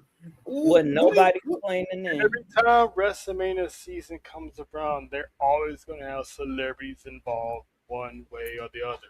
How the heck you think they got Ronda Rousey in the WWE? It's a rite of passage. Hello. She was You in know she was who a ruined fan. it? We You was know in the who Bay ruined it? Area with the Rock. Hello. People didn't start booing the celebrities and influencers. Gronk. Exactly. Gronk. And that They almost got botched. They didn't start Shout out to booing security guard, though. celebrities and influencers until a certain lame ass stepped on the scene. That was it. And let's be clear. As much as people don't like Oh, Travis. one half of the World Tag Team Champions, No, I'm talking about Logan. She's talking that's what about I'm Logan. talking about. Listen, Logan became a star. Let's stop that. Logan Paul is no longer a celebrity wrestler. Logan Paul is a WWE superstar. I And agree. as much as I hate that man, He proved his worth. he is an amazing wrestler. And I will give him that. He puts in the work. I wish he would shut the fuck up half the time. Yes, you don't need to talk, sir. Just wrestle. I don't need to hear your voice, all right? I don't need to hear it. Let's be real. We're about to watch the Shawn Michaels documentary that drops on Monday. Woo. You think Shawn Michaels is going out of his way to work with this dude if he's not taking it serious? Hello, Shawn What Michaels. I'm saying is he opened the door to people hating celebrities and influencers. I'm Listen, not if you didn't hate, well, yeah, he was the first one, but he was a celebrity that already grew up watching wrestling, already had a wrestling ring built, took the time to learn this stuff. So the only reason why people boo him because of the stuff he does outside of the ring before he got there. The whole Japan and ripping people off and scamming people and all that other stuff that he does. That's pretty much right. He got booed. Yeah. But when it comes to wrestling, you cannot say he has not done what he's needed to do and has exceeded expectations. That man was in the ring with Roman. They wouldn't have put him in there with Roman if they didn't think he was there. Look at Roman wouldn't have went for that. Right. You think Roman's getting in the ring with a novice in Saudi? I'm gonna tell you one of their biggest money making shows. You ain't never gonna see Danhausen in the ring with Roman. Exactly. I'm gonna go with someone. Trail was there. The SmackDown debut on Fox. Who was there? Tyson Fury, Cain Velasquez. Come on, man. What are we talking about? Cain Velasquez has been a celebrity, and he's an actual fighter. Go look at Stephanie McMahon's podcast. Look at some of the people she's had on that's not affiliated with WWE. She had Jalen Brunson on. She's had O'Shea on. Big fan. What do we talk? These people are going to be at WrestleMania. Like O'Shea's hosted this podcast last year at WrestleMania. The Club 520, Jeff Teague and them boys, they're hosting their podcast there. Daniel Cormier is hosting his podcast there. Big wrestling fan. And you know what? I gotta add I Show Speed to that apology list, Nessa, if you want to write that down for May 9th. Yeah. And I'm gonna say this: I Show Speed got the same right as Little Yachty. Right. He's been a fan, he's watched it, and he's been working with the likes of Randy Orton. But you see how same person that said something, Jennifer, she's the same one that said something about how everyone was mad about Pat McAfee, but mad about Little Yachty, and yet I have not heard one thing about Speed. Not one thing. I said some stuff, but messing with my babies. That's why I said so. Okay. My timeline, the IWC, I have not seen anyone say shit. They love that Speed's there.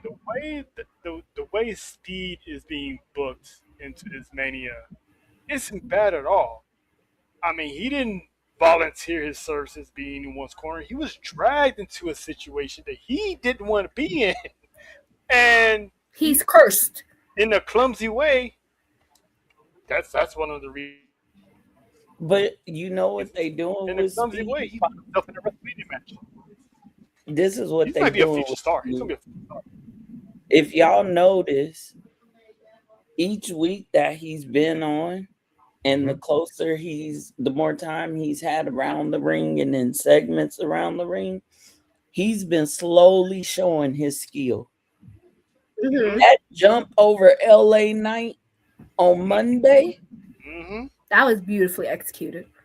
you can't tell me if he puts the same amount of dedication into this as Logan Paul, you can't tell me that boy ain't about to be a high flyer.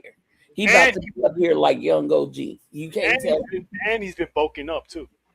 Yeah, you can forget he was at the PC training with Callie Armstrong and a certain Viper. I got a question, and this is not for y'all. You guys can answer. It's more for the IWC. Y'all are so mad about Little Yachty coming out. Will you guys be mad if Vanessa Hudgens decided that she wanted to get into the ring or into a segment? Maria Menounos.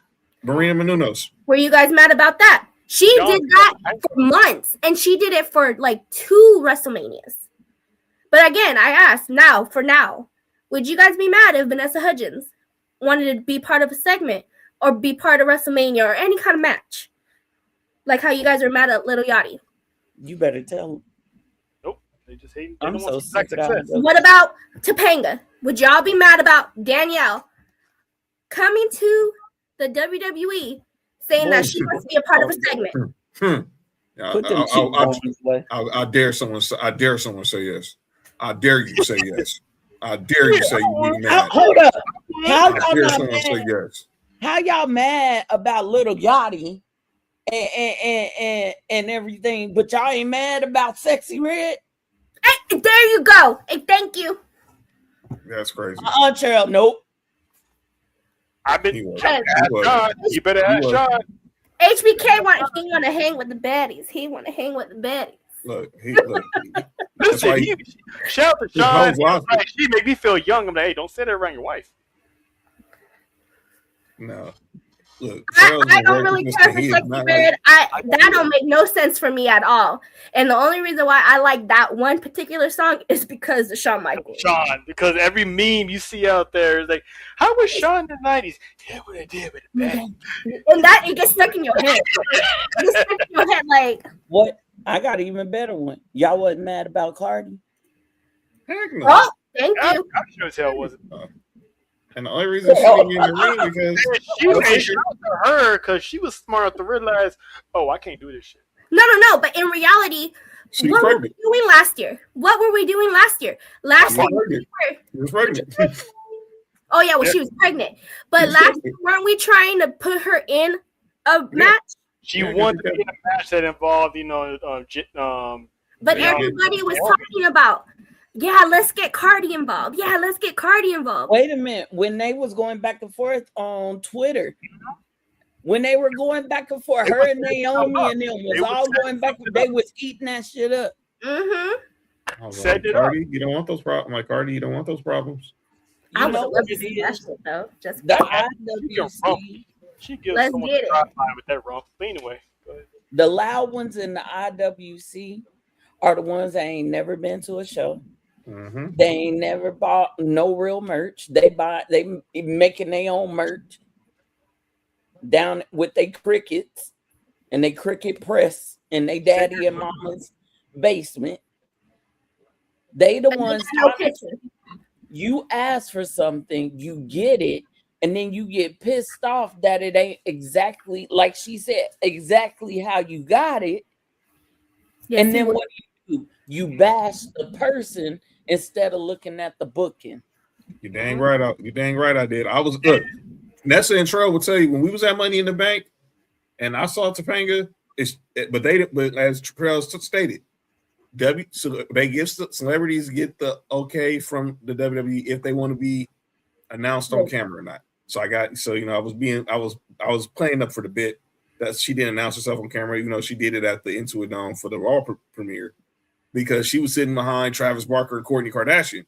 And I was sitting there like, man, the disrespect. But I didn't know what it was. I was like, dude, I'm a 90 kid. Anybody who knows, Topanga, Daniel, man. That's his girl. That's his girl. Look at them chicks. White girl.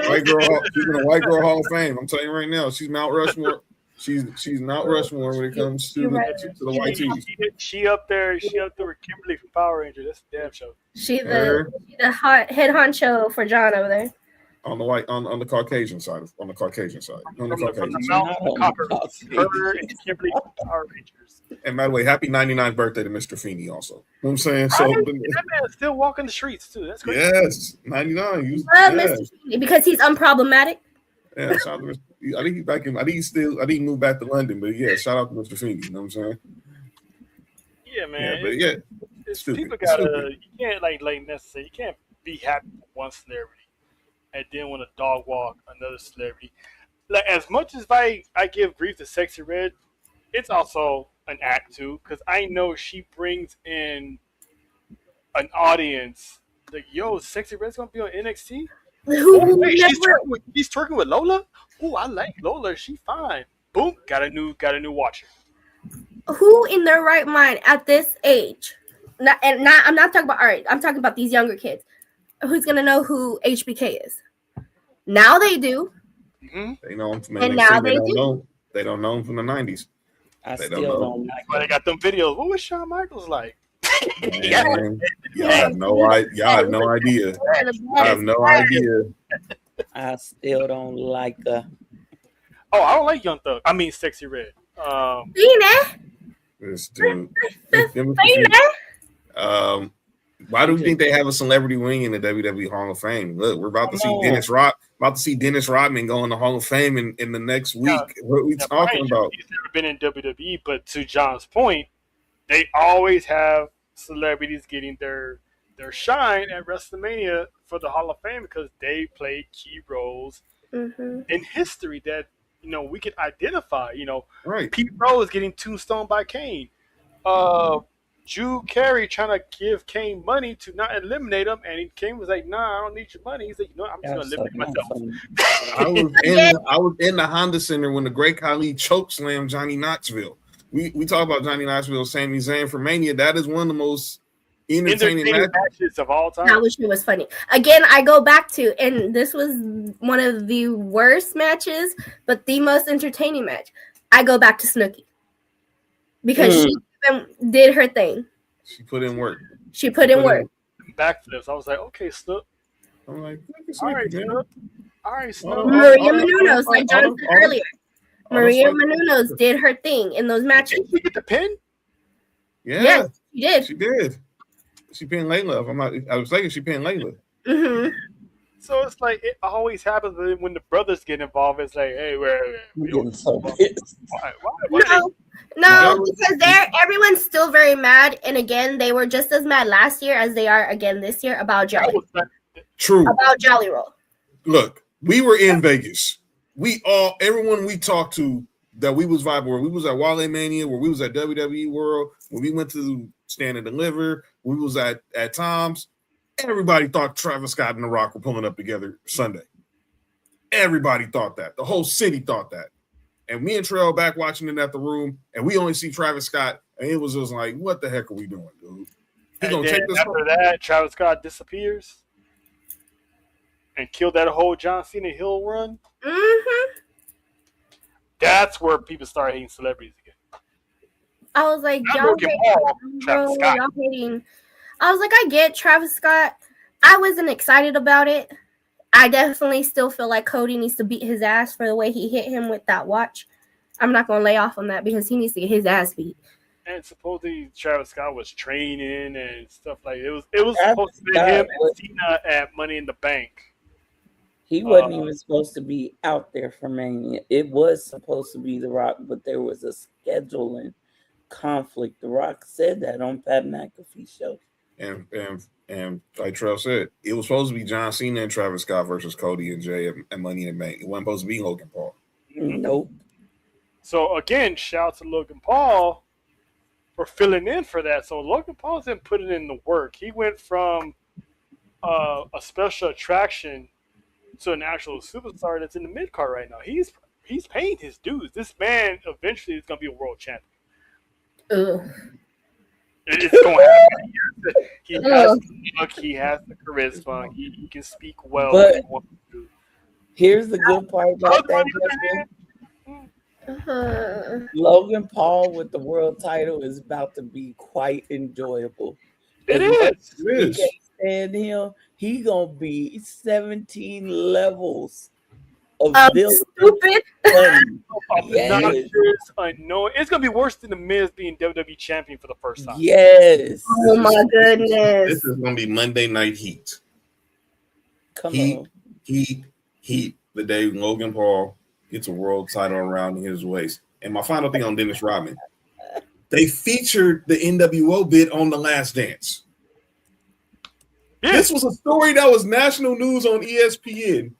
Dennis Rodman is leaving the NBA Finals to go to Monday Nitro and drink champagne and smoke cigars with the whole with Terry. And he was in the middle of practice. Skipping practice to go to Monday Night Nitro. In the middle of the NBA Finals. And still won a championship. Being high and drunk most of the time. See? And that's how they got the mailman involved in that. But that's a whole. But I'm not even gonna talk about that guy. But Dennis Rodman, he got a meet and greet at WWE World. But Julia came. But anyway, let's move on. Let's not get back on that subject, please. We're not gonna go back to that because let's move on from that one. But real quick, because I brought it up earlier, because this is part of the Civil War. Me and Vic were talking about. What did you guys think of CM Punk's pipe bomb he dropped? I like his jacket. Because I honestly thought about John when I saw that jacket. I'm like, that jacket's the inside of it too. I will have that. So the funny part about that segment was me and Nessa was like, "Damn, Phil, you're all in your feelings. What's wrong, Philip? What's wrong, Philip?" As soon as that man said, "Lower the ticket prices." Hey, you and who? You and who? JoJo. No, who'd you say? I said JoJo. No, you did not. Yeah, you did. No, you did not. What did I say? I said JoJo. You said me and Nessa. So did. Did I? Mm-hmm. Damn. And I said JoJo all week. That's crazy. But anywho, me and JoJo was like making fun of this man. And then the moment he said lower the ticket prices, we both were like, you got a point. I'm going to shut up. There you go. Thank you. Go ahead and cook, Phil. Oh, well, shit. My bad. Damn. No. Like nothing I never did before. But anyway. Pingo has a meet and greet and Julia doesn't. This old dusty mofo. Shit, Jada Park got meet and greet. He don't even got a free meet and greet. How about that? She's not in that superstar row. And we're not piling on Julia. We're just saying we want better. We're just setting a point here. Okay. Your United States champion don't have a meet and greet. Okay. She's going to be there Monday. So she does have a meet and greet. Monday. Okay, we can stop now. She's there 10:30 to 11:30 Monday. Is she still booking? Yes. Damn. Oh, ugly gray haired having Rice Krispie treat knee popping mofo. Who are you talking about? I'm talking about Philip. Oh. Oh, we were still talking about Julia. Damn, you feel like that? You flipped a 180 because you was cool about Julia earlier. Now you talking about, eye popping, and I was like, whoa. Just to end that subject real quick. I just wish her better because I know of her before she came. Actually, I'm wrong. It's sold out. Oh, good for her. Shout out to the WWE World app. Good for her. I just wish they book her better because again, she's champion and nothing. Right. Nada. Back to the show. Yeah, but Faith, your thoughts on quarter zones on pipe bomb? Look, I said earlier I gave him a little bit of flowers. I said some of the stuff he said was facts. Lower the ticket prices.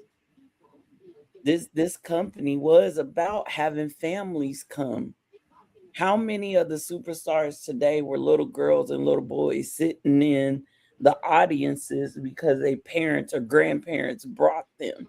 Edge, Mercedes Monet. I'm trying to think of some more. Oh, AJ Lee. We all seen that iconic video of her crying when she meets Lita, which is still mind-blowing to me today. Pat McAfee was even in the crowd as a kid, by the way. So I give him his little all that other shit he said was part of the storyline that we were talking about earlier. That's why he called out The Rock. That's why he's continuing to speak about Roman. The only problem is Roman and the Usos are going to be part of that, but not in the way that everybody thinks. Yes, that's what I'm saying. It's not going to go down the way it's going. People think it's going to go down. Philip always drops pipe bombs. He always pops the crowd. He always makes big facts. He plays with the fourth wall. Sometimes he busts through that mud.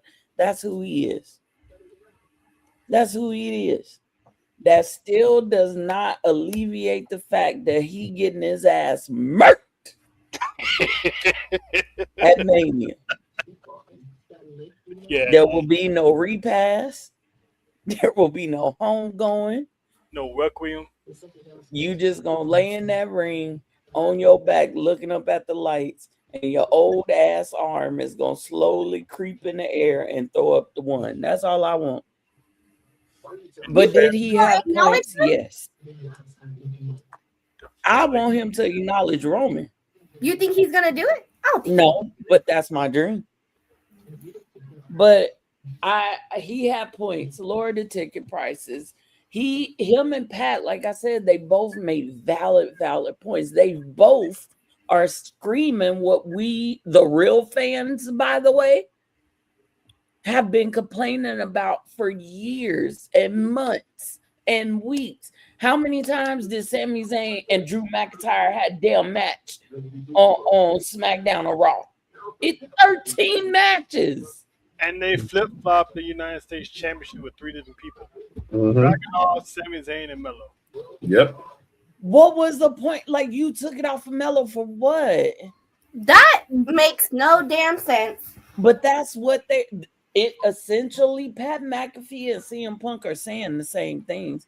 The common denominator is we tired of the bullshit. When is the company gonna get back to the company? Tired. When are we gonna see the heart of WWE come back? When y'all gonna stop prostituting the superstars to sell merch? When are y'all gonna stop putting people in catering who could put asses in seats? When we gonna stop all that? When you gonna stop pushing the same funky ass gimmicks that ain't working? When you gonna get rich minds for the booking? Talk that shit, Faith. Talk that shit. And I don't want nobody coming at me saying, well, you're biased because your favorites, they're protected. No, they're not. If anybody in the Samoan dynasty was protected, where's Lance? By the way, breaking news. Why Solo still haven't had a WrestleMania match? Thank you. Have some breaking news. Liv Morgan and Raquel Rodriguez are courtside at the Spurs game right now. Of course they are. It is breaking news. It is breaking news. Are they wearing the ugly ass Spurs jerseys? I love my Raquel, but meh. Cubs here in San Antonio. They were just This is the last part I'm gonna say. Richard Jefferson is more of a Rhea Ripley guy though. You let these people narrate certain people, certain superstars, and I'm not just talking about Cody because I am. Let me make it real damn clear. I'm talking about Cody Runnels. I ain't talking about Cody Rhodes right now. You let certain superstars politic to keep their storylines the way they want them to go. And how has it gone for you? How has it gone for you? Do you think that if y'all had just overlooked everything Cena said and turned him way back when, Would we had a better turn run then than we did now? Cody has said, I don't know how many interviews, he don't want to turn heel. He don't want to do this. He don't want to do that. Who gives a shit? One thing I could appreciate about that old nasty man that used to be in charge. One thing I can appreciate about him, he didn't give a damn. If your thoughts and your plans wasn't making money, it wasn't going. It wasn't going. Now, did he do some dumb shit? Yeah. But he knew what made money. He knew what put asses in seats. I'm just sick of it. You take the title, mistake, taking the title off of Melo, putting it on dry ass Sammy right before Mania, so that Sammy can pass it to Trick, so that Trick and Melo can have a feud later. You could have cut out the middleman and went straight to business. Mm-hmm. Or at least Like kept Ivy Sammy. Nile. Where is Ivy? Where is she? Catering. She came out briefly. Catering, full of talent. Where are the brothers that was with her? Where the Creed? They do a main event. No, I've seen him recently. I've seen the Creeds recently. They do a main event. But do y'all get what I'm saying? Am I telling lies here? So No, you're not. and Pat are saying our frustrations. CM Punk saying our frustrations with TKO. Pat is saying our frustrations with everything else. And they're only booing one of them. Because Punk is the voice of the voiceless, remember? Yeah. Mm-hmm. But you're still getting your old ass murdered on night 2. Just saying that. I want to say, and I've been saying this about Sammy. I've been saying, Terrell heard me say it. Is put the black hat on. You politic to get in the Mania. You cost Melo's spot. Put the black hat on. The way you ended that match on Friday, put the black hat on. Because you saw Melo was lingering, whether it was kayfabe or not, and you set up, you Kaluma kicked him from here to the loop. Put the black hat on. And embrace the fact that you took somebody's spot at WrestleMania. Because you're going to... Don't take 30 minutes to make a decision, man, because that man was like, even Trick was like, hey, come on, man, yes or no? Sammy was taking his sweet ass time. Listen, he's playing up this crash out heel turn perfectly. I'm not mad at him because the underdog thing was getting stale. It's been stale for the past 5 years.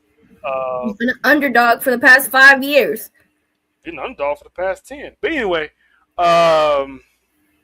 so this little wrinkle here with him crashing out, him taking Orton's advice to listen to the voices, I'm digging that. He's taking the shortcut. The old Sammy wouldn't have won that championship off Melo that way. Mm-hmm. The old Sammy wouldn't have retained that championship. So, it is what it is. But I said before, it didn't need the United States Championship. Trick should have beat Sammy, had his moment, and then go after the United States title and win it. You didn't have to take it. Now, what's Melo going to do? I'm sorry, but I feel like Melo and Trick would have sold way better. It would have, because they had that chemistry. But you know that they're trying to keep that, as much as everybody would love to see it, they trying to keep that. And Melo hit it on in this promo. It was like, me, I got my receipt for you, but I know where I want to face you at. So it's coming. It's coming. So, but Sammy, where's Dragunov? I know. Is he hurt again? No, he was in the back somewhere, still trying to figure what the hell they're doing. So, and this is what Faith is talking about. In losing that championship, it's like we haven't really seen much of Dragunov. It's gonna be a lot. It's gonna be a lot of people. Look, a lot of people just have to understand that there's a lot of people who deserve to be in that spot. But some of these big, I said we were talking the other day, some of these big names are just their aura just took over. Like, we're gonna go over the card in a minute. I want to find a spot for Dragunov. I definitely want to find a spot for Melo. You want to find a spot for Julia. I want to find a spot for Tiffy. If Chelsea wasn't hurt, or we got to find a spot for her. It's like you want to have, and I get what the creative is. You want to have as many matches, but you don't want to oversaturate. So that's where what happens Monday night is going to be crucial.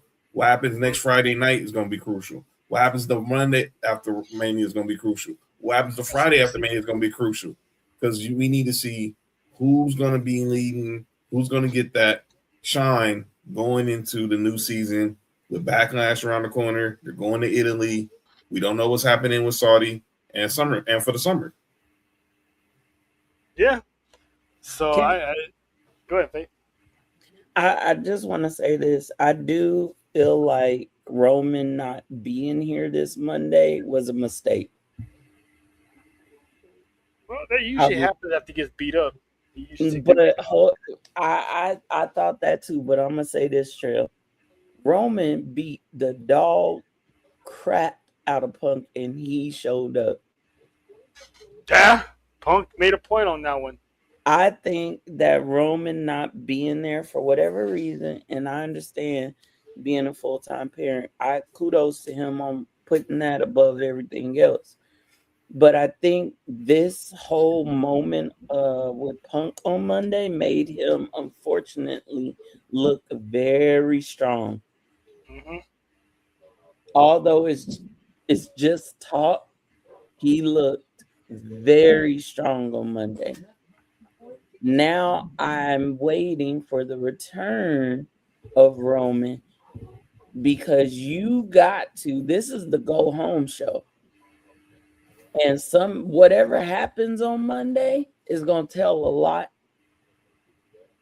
So is Roman just going to come back and put his hands on Punk, put Punk through another table?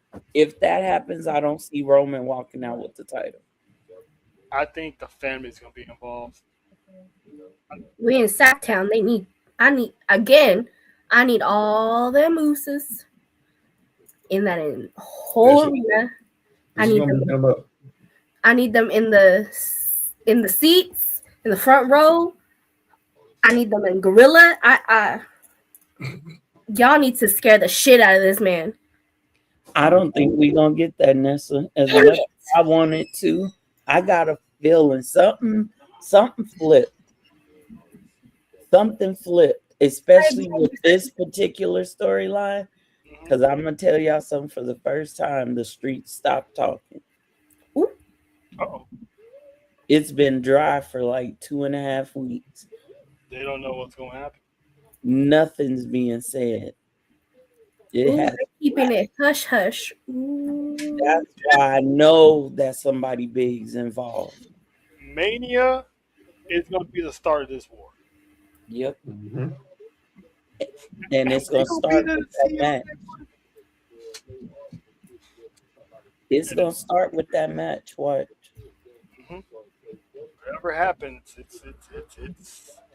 it's going to go down.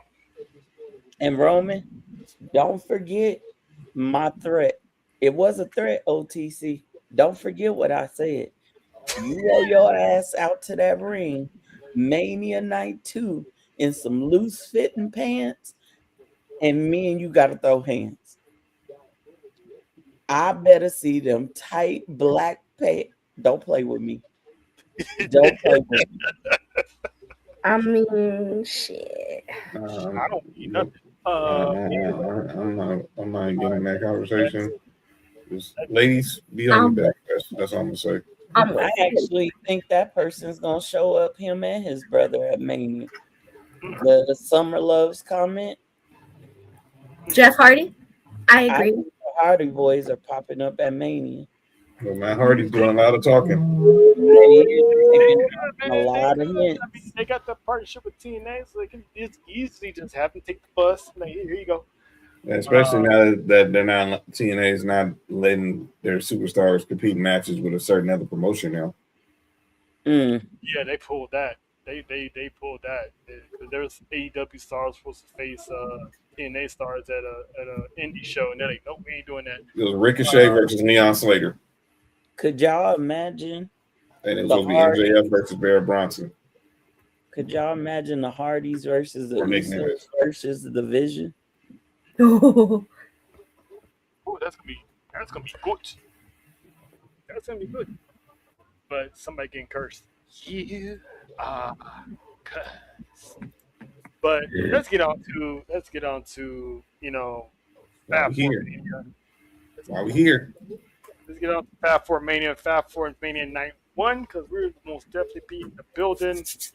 This is what we're looking at on Night 1.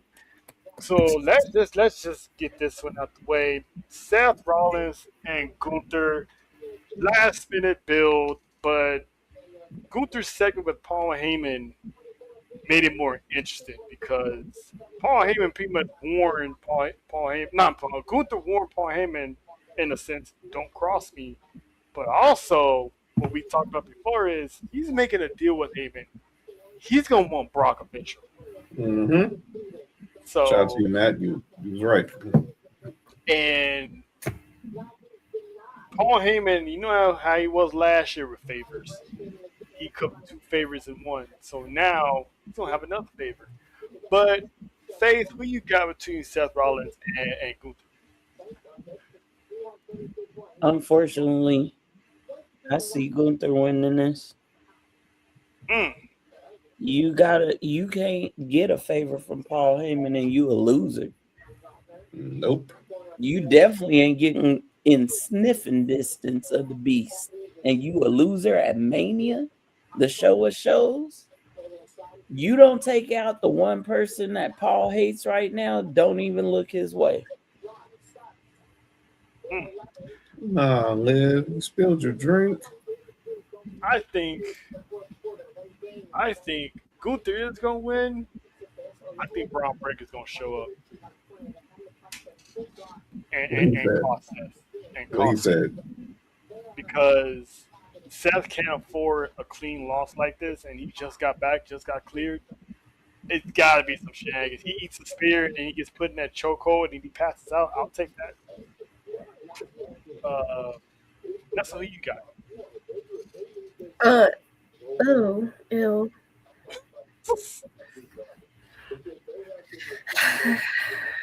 Yeah, Baby Shark or the Dancing Clown?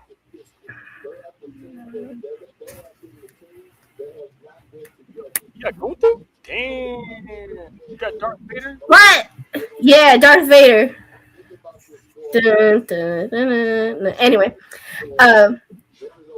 only because I feel like Braun Breaker is gonna just come out and fuck shit up. That's the only reason. John, you echo those sentiments? Yeah, I got Gunther, and I think Steph's going to eat a spear from Braun, and that's going to set them up going forward. All right. So one of the matches that's kicking off the WrestleMania on ESPN2, Jacob Fatu, a.k.a. Mac-10 Fatu, against Drew McIntyre. Babe, I'm not even going to ask, but I still want you to say it anyway because some people just now new to the show, new to you. Who you thinking? Unfortunately, I'm gonna have to go with a damn Scotsman. You know it's fine. I was about to say what? I'll wait for Faith to give me a good ass, lectural educational reason why she was going against Fatu. I'm like, girl, I was about to hit her with the get the fuck out of here. Jacob is about he's about to scalp this boy. This boy, he about to get the whole brakes beat off. I'm so tickled for this match. I'm so excited. I'm pissed it's gonna be for free. Well, no, I'm not. Y'all, everybody tune in and get a little look at the werewolf because what Jacob said is 100% true. Drew, you stepping into his world now. Street fights. He done lived it. This man does it all. He's lived his life unsanctioned. I hope you're ready, Drew. You ain't never had an ass whipping like this. We'll see you when you get back from the movie. Bye-bye. Bye-bye.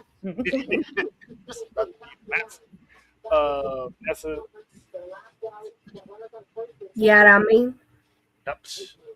So, John, this is I hope, unanimous. I hope Mark Davis got good insurance. I'm just saying. I hope Tom Brady done told him to get some house insurance on the stadium, because they might take this all the way up to the Al Davis torch, which would be good because they might pass by us in the seats. But they're going to beat the living crap out of each other, and I can't wait for it. We saw what happened last year with Drew in the Sin City Street Fight with Damian Priest. This is unsanctioned, so anything is bound to happen. He might have the Usos with him. He might have the Usos with him. You know, we saw. Remember, Haku hopped over the ring after he beat LA Knight to be United States champion. He might have the fam with him too. So I'm going with Jacob. He gonna send Drew off. Exactly. He gonna send Drew off to do Highlander in style. He'll come back, refresh, renewed, and probably go on a massive face run to try to get the title back. But this Fatu night. It's Fatu's night tonight. On the Deuce. On the Deuce. Yep. And speaking of Deuce, second match that's on the kickoff. Well, I'm not gonna call it a kickoff, but that free hour. The Usos and LA Knight. Yeah. this is for JoJo. Versus the Vision and I Show Speed. I know I Show Speed is gonna get a 1D. I know this.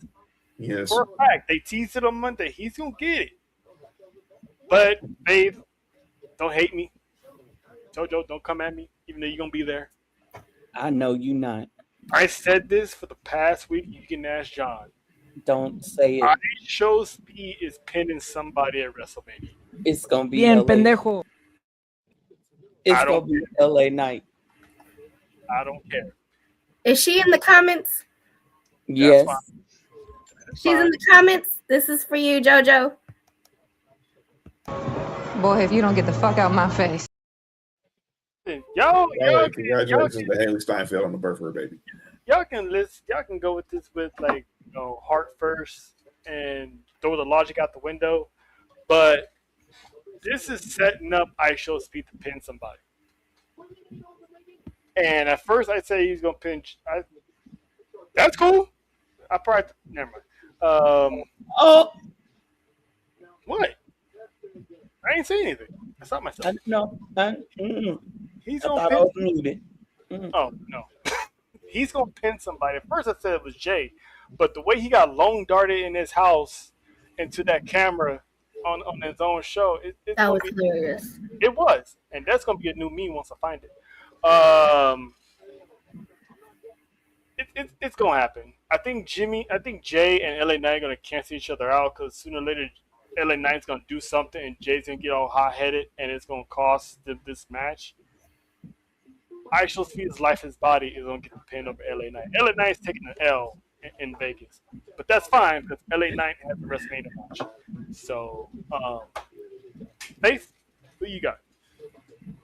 Now, come on now. You know I got to rock with Ainga. You know. Malo to my Usos. You know what? Shout out JT. I was mad about this match. I still kind of am because the titles are not involved and it's Mania. And why are the titles not involved at Mania? Because they don't give a damn about the tag titles. And I'm glad they put it on night one because I need it to be on night one to free it up for night two. That's all I'm gonna say. Mm-hmm. I know why. And the Usos have history of working night one and showing up Night two. night two. I'm going with my Usos. Let's just say blood. The Usos should have had the tag team titles because I needed them to stand alongside Roman Reigns at the end of night two with all the belts in hand to have people thinking, "Uh-oh, the old bloodline is back." We gonna talk after the show, Trip. Okay. But yeah, they to me until for the notice they dropped the ball on now.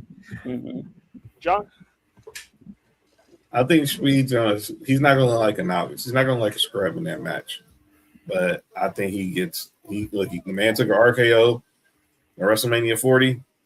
He took a spear. He took a spear at the Royal Rumble last year, and a fallaway slam from Otis. Right after that, he almost took a Wendy on Monday. I guarantee he takes one on Saturday, next Saturday. I got the Usos on LA Knight getting the W. OTC question: is that true? What? Jay was at the dungeon. Yes, yes, that was tonight. Tonight. Natty has the picture on social media. He was at the dungeon. He was in. Him and Jacob was there tonight. Well, Jacob's always there, but Jay Uso pulled up to the dungeon tonight. Was Jimmy with him? Nah, he was by himself. Oh, I'll be back. Shit. You know, he had his arm around, but he had his arm around somebody, but they had her face covered. And no, it wasn't Jada Parker, people. So don't go there. That ain't why I gotta check something, motherfucker. I'll be right back. If Jay is at the dungeon, he's gonna be ready for Mania. Hands down, he's gonna be ready for Mania.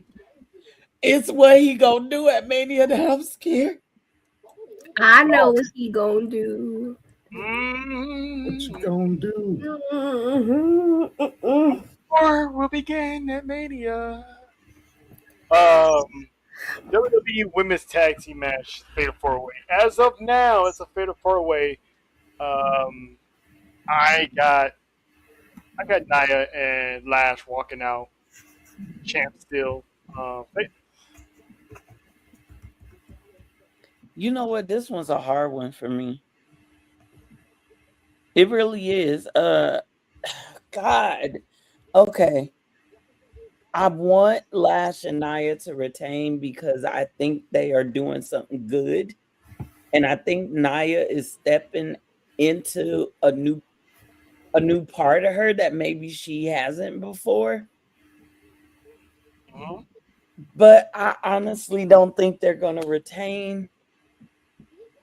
And I think my two options that I think, and I'll tell you which one out of the two, it's either going to be Bird Lady and Bailey or the Bella Twins. I think it's Bird Lady. And if they're dropping the title, it's Bailey and Lyra to pretty much make up for what happened last year. Thank you. And then the Bella Twins eventually going to get it later on down. Yeah. Did y'all see her promo with Byron Saxton? Mm-hmm. That's what made me feel that way. And shout out to Byron Saxton. My condolences to you guys. Yes. Yes. That was mom. So prayers to him and his sister. Yeah. But I'm going to go with Bailey and Lyra. John? I'm going. I think the titles change. I don't think the titles change hands. I think the Whoop That Mansion is going to have a pretty good weekend. Spoiler alert. So, but I'm looking forward to it because I'm looking forward to seeing Lash in her first Mania. Nia, she came a long way and she's doing her thing. I think this is just to get the Bellas pretty much acclimated to what the new age of tag team wrestling is. I think we're going to start seeing the foundations crumble with Charlotte. But I think if it came down to anybody, Bailey and Lyra are going to be the closest to taking down the irresistible forces. But I think the belts are staying with those two stallions. Honestly, that was my take. I was like, if Nia and Lash are not retaining, I feel like they're going to give it to Lyra and Bailey. What a moment for Bailey that would be. Exactly. That's the only reason why. I don't even... Two Wings, I don't really... You know how I feel about Two Wings. But she's attached to Bailey. No more. Huh? She doesn't use the wings no more. I know she don't. She still barbecue Two Wings because Kev. Shout out to Kevin Housen. Are cursed. But if they don't retain, I feel like the belts are definitely going to Lyra and Bailey. I think Charlotte's about to go on a singles run. So I'm with John. I feel like Twisted Royalty is about to get. Great. Let's keep it with the ladies. The most underwhelming, least hyped match on this card. AJ Lee, Becky Lynch Women's Intercontinental Championship. I've always picked AJ to lose at Mania, so I'm going to have to stick with it. Despite Becky Lynch now being the challenger, I'm still going to stick with it, unfortunately. So I got AJ. Faith, who you got? I am I'm so uninvested in this match. I'm with Faith. I'm just so invested in this match. And after that promo, by the way, Becky, I'm disappointed in you, girl. After that daughter line, you let her walk away clean. Couldn't have been me. Mm-hmm. Shut those. Mm-hmm. God, I don't even care. I'm gonna just go with AJ Lee. No. Yeah, I don't care. AJ Lee. I'm sorry. I'm just not hooked into this match. It could have been two different people. It could have been AJ. There are so many good women. I would have rather seen AJ and Bailey. I'm not even gonna play with you. I could have been happy with AJ and Natty. Yeah. I called for AJ and Roxanne, but that too. Roxanne had to take got hurt. Yeah, so shit. Because she did make a claim for that. Could have put Raquel in there.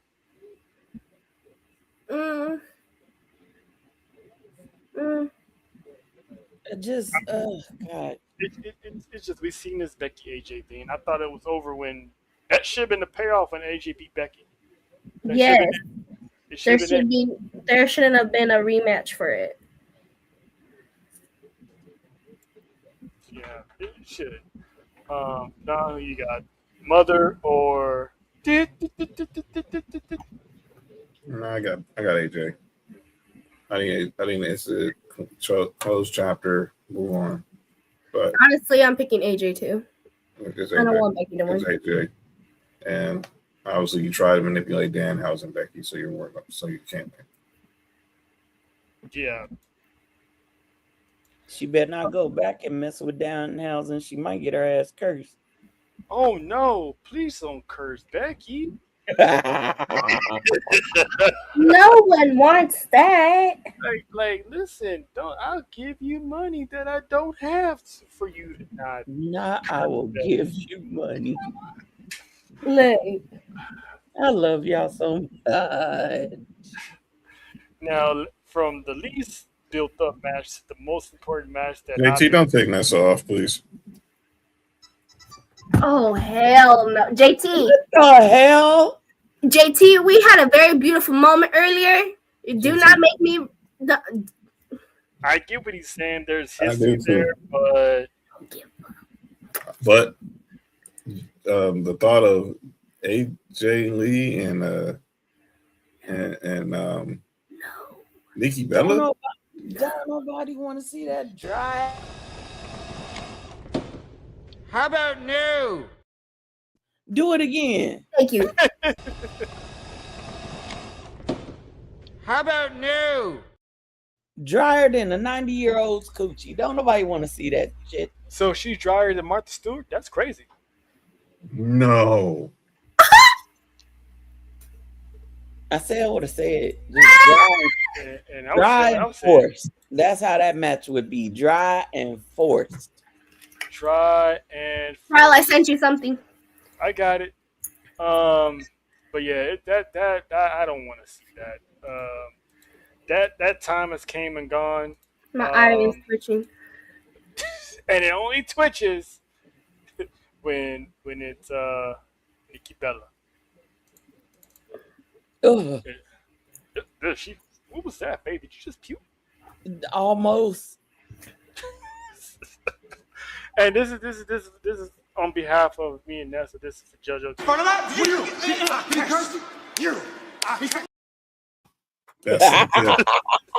Love it. I know what Danhausen is growing. Look, Shout out to Midas, man. I cannot stand this pinche vampiro because he's a vampire. He's Danhausen. You can't sit here and curse my man and think you're gonna get away with it.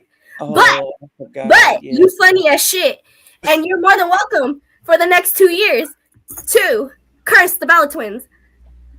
All you want. Okay? Hey. What did he call them? What did he call them? Thing 1, thing 2? Yeah, Yep. The Bella clones. There you go. Clone 1, clone 2. And Danhausen, can you please, just one good time, please team up with R-Truth? I'm begging you. That was I'm telling you guys. the best ever. If The best ever. WWE is smart, there's going to be a segment at WrestleMania. Please. And Archer's going to be like, Asuka, don't you have a match? And then somehow Truth is going to get cursed. And I need the Miz involved. Those three together. I don't care what he is. I'm calling him a vampiro. He's I know. Me and JoJo talked about this. He's Danhausen. Who's it? Oh no! Oh no! Oh Who got no! cursed? No. What, Jonathan? I was again looking at that picture of the dungeon. Nikki's in there. Huh?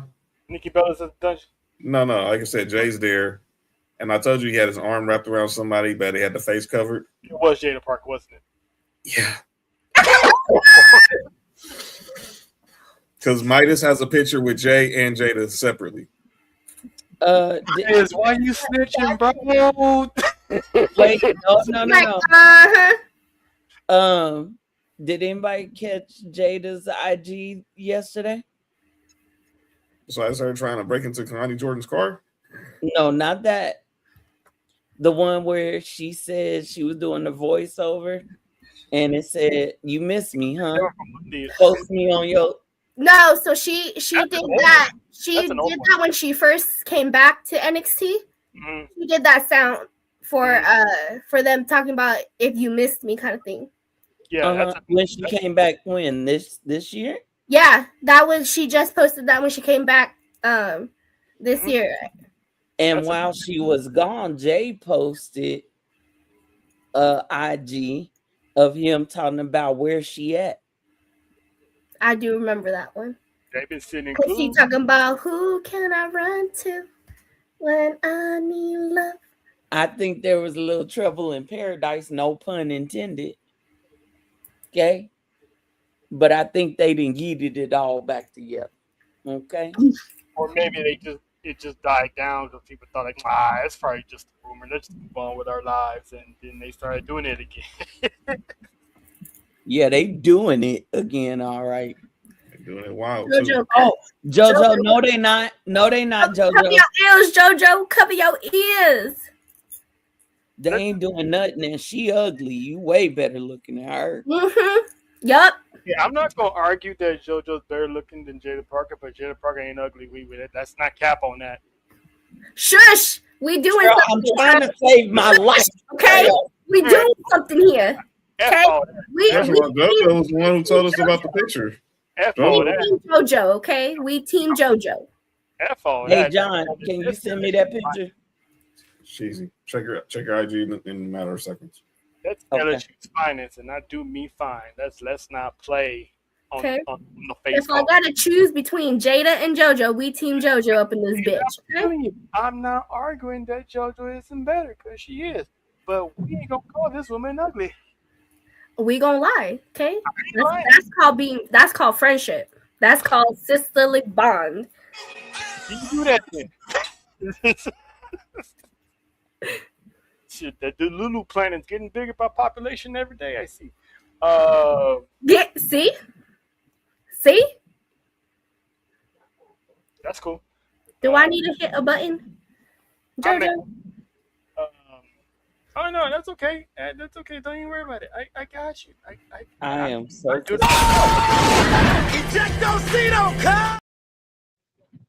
Y'all, that's LSU's finest. I do not care. I think I had it backwards, Trail. I think I'd have messed up. Huh? I'll just say this and we can move on. It ain't Jimmy. It ain't Jimmy what? Where is your button, JoJo? It ain't Jimmy. I mean, you kind of said Jay too at one point. Oh, there it is. Welcome to JoJo's Penitentiary. You got time, but I'll gladly go there, bury underneath 6 feet. That's cool because Face, check your Twitter and your IG. ain't gonna be no LSU slander. Not on my watch. Shout out to Brody Lee Jr. too. Yeah, shout out to that kid. That kid's getting better. He's been training. He's been hungry. So shout out to him. Miami boys. That's what I'm saying, JoJo. That's what I'm saying. That's all I'm saying. I'm just saying. Ooh. Yep. Ooh. So the next match, Stephanie Walker, Liv Morgan, the unicorn versus the woman with the devil horns. Bars. That's a don't pretend you love this woman because the moment Dominic Mysterio kicks her to the curb. Oh, I don't give two fucks. I don't give two fucks. This is one that could go either way. Mm-hmm.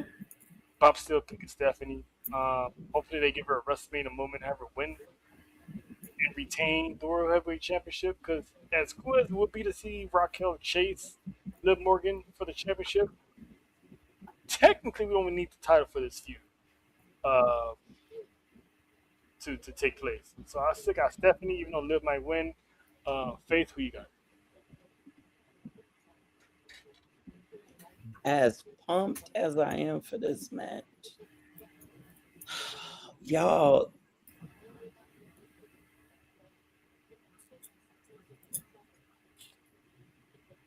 Liv is too hot right now. Mm-hmm. Liv is too hot right now. And as much as Stephanie is flamed, she ain't as hot as Liv right now. No. I'm not diminishing. I'm not La Primera. I'm not diminishing her. But Liv got that juice right now. Wow. As much as I want Stephanie to retain, I think it's going to Liv.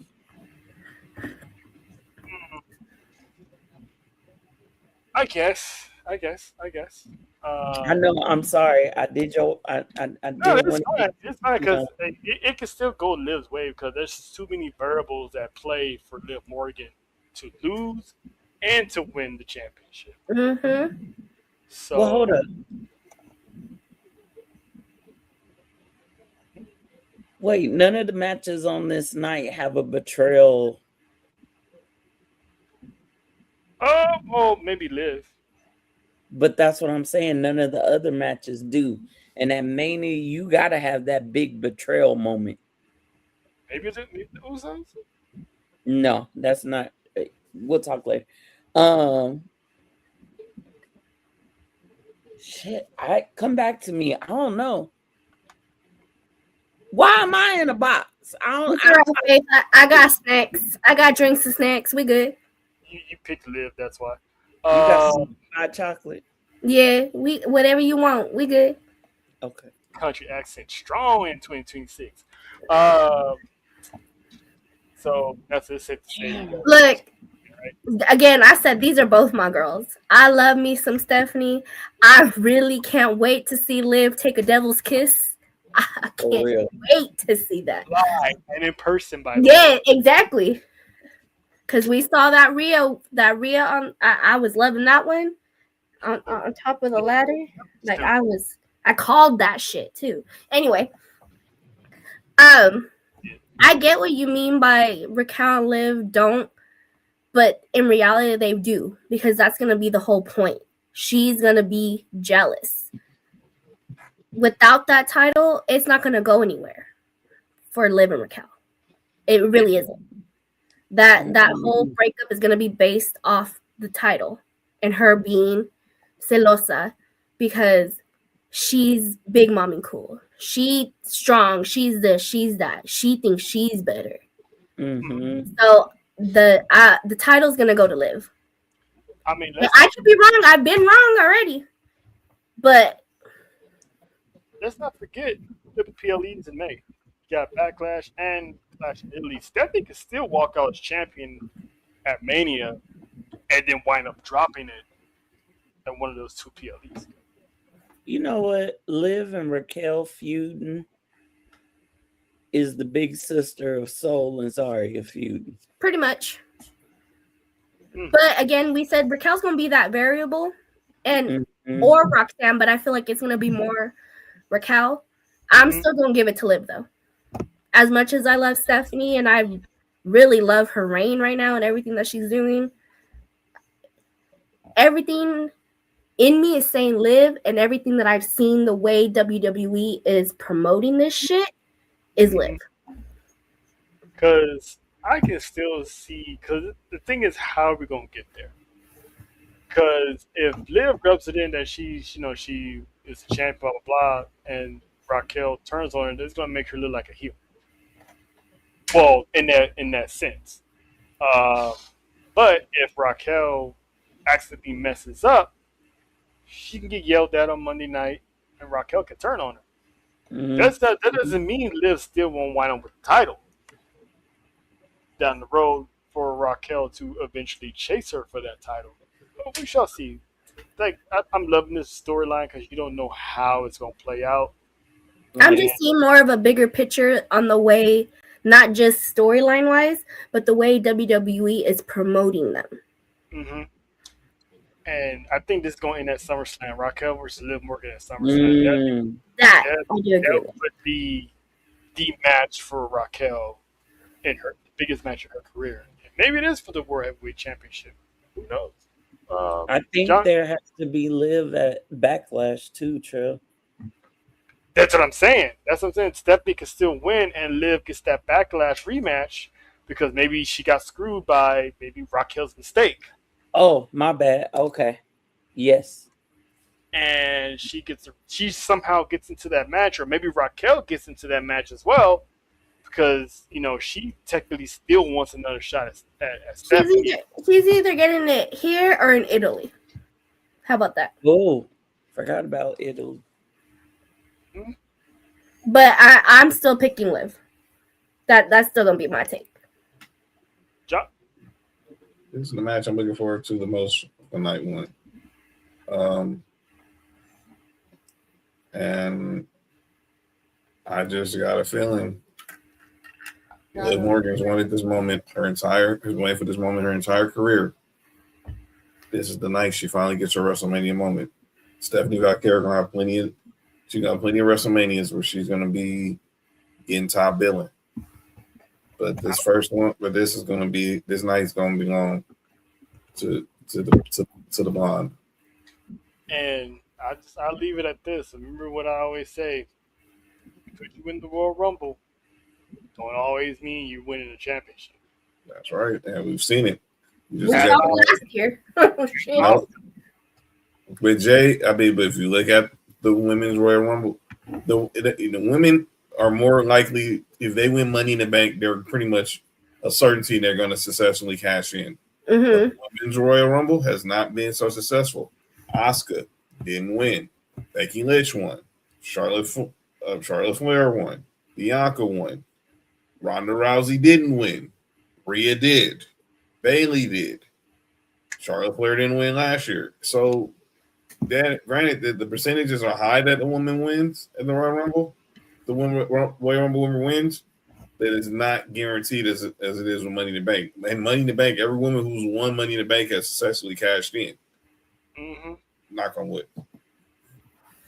I would put Roxanne in that Money in the Bank. I was just thinking that.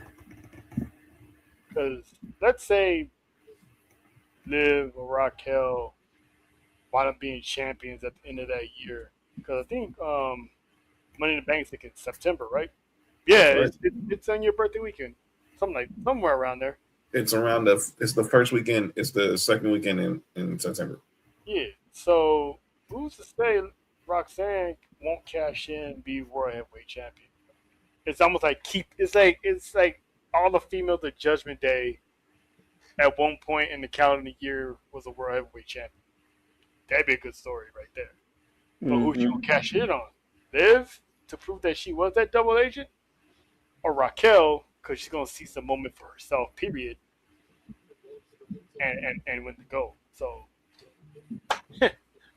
call us, Triple H, Ryan Ward, homegirl that's in charge of writing. Call us. Just call us. By the way, they 5-time. They 5-time. Just putting that out there. 5 times. And low key 6. And low key 6. So call us. By the way, Miss Morgan, you can't be spilling drinks at basketball games. I'm sorry. That's party foul, girl, and you know that for a fact. Ain't that the second Raquel, time you need to learn how to drink more. I mean, open up them gags. But anyway, hey yo, they got a spray for that. I didn't know that. I did not need to know that. Why would I know that? I had no use for that. So I mean, for the ladies that got a problem with it going down, there's a spray for it. It's you got a problem going down. Something's wrong with you. This is the men of the Sports4U Wrestling, and we approve that message. Yes, it is 2026. Y'all get your gag reflexes in order. Ain't got no gag reflex. And that's the whole point. Like, get your throat game up, okay? I approve that message too. Please and thank you. Anyway, the main event, night 1.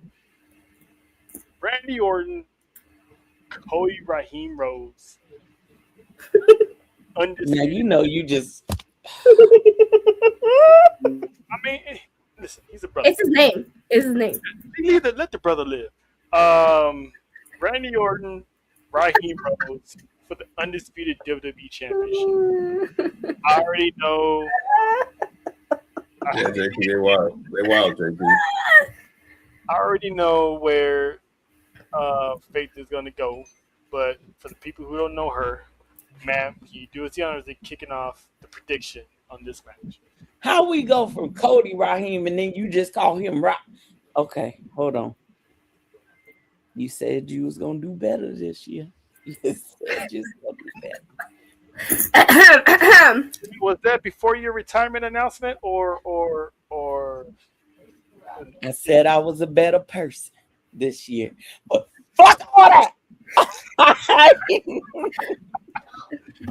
I don't give a damn. Y'all stop calling it. He ain't got an ounce of black in him. Has he been in an ounce of black? I mean, yes. he was in some black, yeah.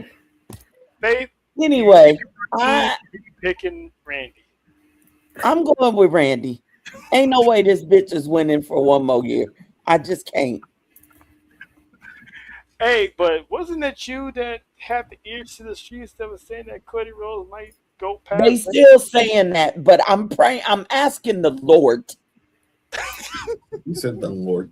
The Lord. Okay, Medea. Okay, Medea. I am asking the Lord that Randy's voices make him more powerful than Cody's bitchery. I just can't. If anybody's gonna make me crash out, if that title don't leave on them thighs, on them sucking thighs, I tell you, y'all gonna see me crash out so bad on the island. You good? They done. You good on that? Yeah. Once I heard the word thighs, I was like, okay, let me take the headphones off.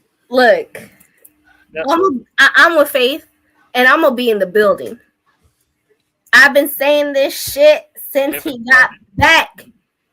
If Randall, Keith Orton, Daddy Orton does not win, I'm crashing out with Faith. And this is the year of Randall.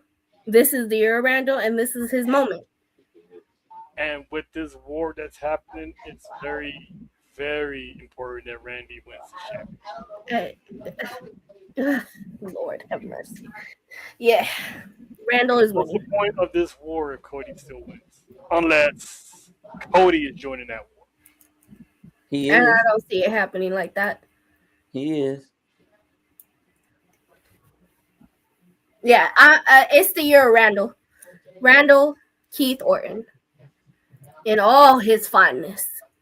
Have y'all ever heard Monty sing Cody's song? Let me just help you with the words real quick. Adrenaline in my soul. Twerking for the Rock. I'm Cody Rhodes. So yeah, Cody gonna be involved in that war. You gonna be twerking for the Rock. John, make sense of this, man. Dude, I know what it is. To say Cody just turned into a straight Diddy party, but that's a shame. But shenanigans are going to be in this match, especially now that with Pat McAfee involved. How we get to Randy getting number 15 is going to be the question, because Pat's going to have some type of involvement, but something just tells me it's not just going to be Pat. They got something up their sleeve. And those voices are going to hear. Randy going to hear those voices. Cody might get planted in the head on Saturday night. He's got to be willing to go to that place, and we know he is. And Stephanie told Cody, "Are you willing to go to that place? Because this version of you, it's not beating that version of Randy Orton." And Cody knows it. But that being said, line up number 15 for the Viper. That man is punting his way. That man is punting his way to a 15. He might get a contract with the Raiders after that. I hope not. Not him clapping his cheeks for the final buzz. Faith, really? Why you throw her under the bus, man? Twerk the lady. Faith, see what you done started, man. Look, that ain't me. You gonna say left cheek right. I said what you see what you gonna started. Now you got people in the comments talking about basically thinking that Cody is C Diddy now. That man about to be the city girls on that. No. Don't do that. Now just call him say Cody's going to be a city girl. I mean, that's the case. Left cheek, right cheek, left cheek. If that's the case, then he's definitely black, right? Get your throat game up, Cody. Or oil sold separately. Oh shit! Not the Cody oil. Cody, again, I say, if you need some help, there's spray for that, baby. It numbs you. Maybe it helps with the list. Anyway, Faith.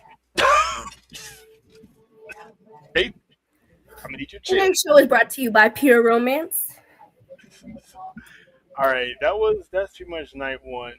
Now as Sloan said it so perfectly, let's move on to the night that's Cody, Damn. Anyway, let's go to the night that Sloan said it's for the niggas, and that is night 2, which is this night. And Faye, if you can hear Faye with the church music going, the acapella church music going on, you already know where we're going first. I hear church music, and then in my head I hear Escape. Damn. Brock Lesnar over Femi. The nation, the culture is betting on this match. And listen, we're gonna be in Vegas, so if this man does not get the job done, we're gonna hear about the news. We're gonna hear about the news. So I'm gonna save everybody some time. We all pick it over Femi. Hallelujah. I think we just need to ask the question how long this match goes. Oh, he said how long, and I envisioned something. Look. Faith, relax. Because this is going to be on the mothership. So how long did this match go? So this match is on. So the ESPN is going to be 1 hour. And we got the ladder match. So I'm pretty sure the ladder match is going to take the bulk of that time because all ladder matches do Possible segments in between. 15 minutes, maybe. That's too long. If they really want to make this something, give Oba the Goldberg treatment at Survivor Series. Wow, that would be something. But if I know them, they're gonna let Brock get his stuff off. So Oba's eating some suplex. That's what he does. Once he hits that F5, I want to see Oba Femi immediately stand up. Absolutely. Stand up. And just be like, you know what I'm saying? Really spook the hell out of Brock. People have got an F5, but no one's got hit with an F5 and stood right back up. So I need for them to protect the F5 until the end. Like, don't even hit the F5 during the match, but have him hit it at the end where you think it's over. And Oba stands up, hits it with the Fall of Grace, and we got the match, and everybody goes crazy. Right on. The time, under 10 minutes for sure. I would say probably about 7 minutes. Down go Moose Knuckle.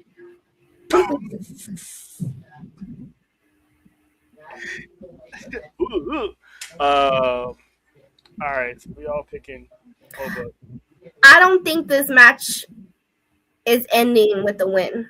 I'm gonna say, like I said last week, it's gonna be a DQ, or it's not even gonna happen. The bell is never gonna ring. They gonna attack each other like they did on Monday. So this is not gonna be a one-off. This is not gonna be the first match. It's gonna continue until SummerSlam. This is just the start.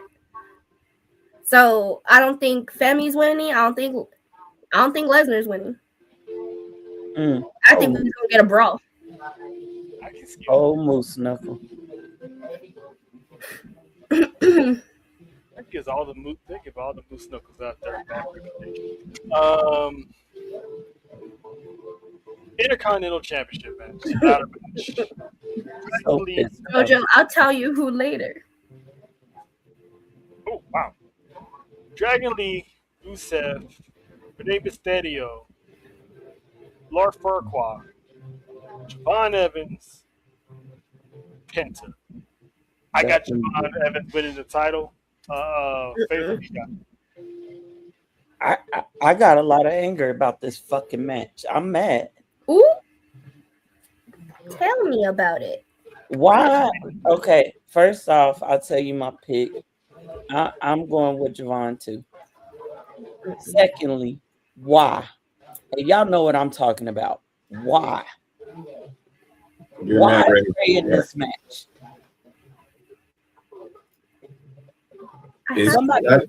I understand. Me and Trev said like we understand why people be upset, but we're not too upset about it because I'm like this. I'd rather have Ray, as much as I would want to see like a Melo or Ray Phoenix or someone from AAA in the match. If you're not giving that person a real chance to get over in the match, let this be a spot. Let this be a showcase for Javon Evans and Dragon Lee and Penta. And another reason is this is the Raw title. Yeah. Only Raw superstar is going to be in this match. I totally get all that. Didn't this man not just come back from cracked ribs? I said that. I'm afraid this man's going to get hurt again. I think he just knows. I think he knows this is his last Mania. You guys, and I saw this earlier and I mentioned it earlier. What if this can be the biggest what if? What if Ray wins this match? What if Ray wins the IC title? And this is where Dominic comes in. Because they've already stated Rey Mysterio is dodging and pretty sure he's telling them backstage he does not want Gunther to retire him. He wants his son to retire him. What if this is that lead up? They don't need the title for it. Because why flip the championship back to Dominic? No, I think that is The Intercontinental title to me is past Dominic by. He had a good 2 reigns. Oh no, I agree too. I'm ready for him to move up a weight class. He's going to be a favorite. He's going to be one of the heavy favorites to win Money in the Bank for sure. Mm-hmm. Mark. And I already, and that's a witness. I said that Dominic Mysterio is going to be a world champion. Yes, he is, and he is. Y'all could put Chad Gable in this match. Yeah, a Grande could have been put in here. Well, which Grande? Chad's Grande. Yeah, Chad Grande. So we need Grande. It wasn't gonna be Pup Cup or Tall. It was gonna be Grande, not Venti. I'm just worried about Ray. That's what I'm angry about. I do too, and I that's why I was kind of shocked. But I see where John's saying that he knows this is his last Mania, so he wants to be a part of it. That, and if you go down the Raw roster, Rey Mysterio is still the only one left that makes sense. Why would you put Kofi in there? Why would you put Grayson Waller in there? Creeds haven't been seen on TV. None of the War Raiders have been seen on TV. The War Raiders are on AAA right now. By default, Ray is the only option outside of Theory and Logan Paul, and they got matches already. So, but could you have not just left it how it was? It's true. Probably. I'm only saying this because I'm concerned. I know Ray wants to go. I know wrestlers want to go out with a bang on their own terms, in their own way. If this is leading up, because Dom did say he was going to handle his dad. That's what he said on Monday. Mm-hmm. I'll say this: you could have brought Bankingo in there and have him be the newest member of Monday Night Raw. I'm just worried about Ray. Are you really healed up? Because I feel like you feeling good, and then they tell you, "Oh yeah, you cleared," but you cleared could mean the minimal amount of being cleared. Mm-hmm. And then they say, "Well, Ray, this is what it is. We could clear you, but we suggest you take more time." And Ray could be like, "Nah, I'm back." So here's my pick. If Penta isn't retaining, I kind of see them doing that for Ray at least. But if not, I don't see Javon winning. Not yet. So Penta, either Ray or Penta. Those are my picks. June. I'm picking Javon. It's either him or Penta. It's him or Penta. Either Penta's retaining, because if you've never seen Penta in a ladder match, like us three did last year, Money in the Bank, or me and Trell when he was in AEW, you're in for a treat. This man lives for this match. Mm-hmm. And Javon, after that OG cutter he hit on Monday night against the Americanos, I think imagine him trying to do that off a ladder. I think he's gonna be Jeff Hardy up in this bitch. He's definitely going to be the human highlight. He's going to be the Kofi. We're going back there. He's going to be the Kofi Kingston of this ladder match. He's going to be the human highlight film. Mm-hmm. I think that he might get his moment, and it'll be real dope to see this kid get his moment at Mania. His family going to be there. But I think if I want to pick him, but I'm going to lean Penta retains. Okay. And before, I'm not saying Nessa's saying this, but if anyone's saying that Javon Evans isn't ready, there's been a lot of the NXT rookies lately that have been winning championships in their rookie season. Mm-hmm. It's not that he's not ready. I don't think. I'm talking about other people that might be saying that. I don't want to say that he's not ready because I would not mind him being champion. I just don't think that if they're not gonna have one of the other veterans take it from Penta, I don't think they're gonna have Javon take it from Penta just yet. I think they'll just have Penta retain. Maybe. But I feel like Javon is definitely gonna shoot all the way, and he's gonna have a very good match. He's gonna be bouncy. This kid's gonna have Stu. Stu, be ready to run down the ramp Sunday, Stu. And let's say shits and giggles. if Javon does win, Last Legend retains. Mm-hmm. Williams win. Obafemi gets his dub. Jade. Engine. No, I'm going through with this. I know you're going. He is These, NXT. one, Is these guys are having a good year as NXT rookies, and two, when will the Triple H apologies start kicking in? And I think as more happens, they definitely gonna have to start giving Triple H some apologies. I'm just saying. Speaking of Trick, on one half of Jodeci, Trick Williams, and Sammy for the United States Championship. Is this a unanimous decision that Trick Williams is winning? Whoop that trick. Whoop that trick. John? His entrance is going to be so dope. That entrance in Vegas is going to be lit as hell. So John's got Trick, and I'm not even going to ask Faith. Because she got Jodeci. Do I even need to say anything anymore? No, because it's going to turn into another hate speech, and you don't need No, to say I'm not. I wasn't going to hate speech. I wasn't going to hate speech. No, never. Yes, you would. And I'm here for it, but yeah, we all know you picking Trick. We all picking Trick. Shout out to the coach. Lemon pepper steppers. Oh, please let me know we're gonna have lemon peppers. We are. With Mama Rose's queso. Oh yeah, man. And I was telling John, get ready for that queso. That's all I'm saying. Get ready for that queso.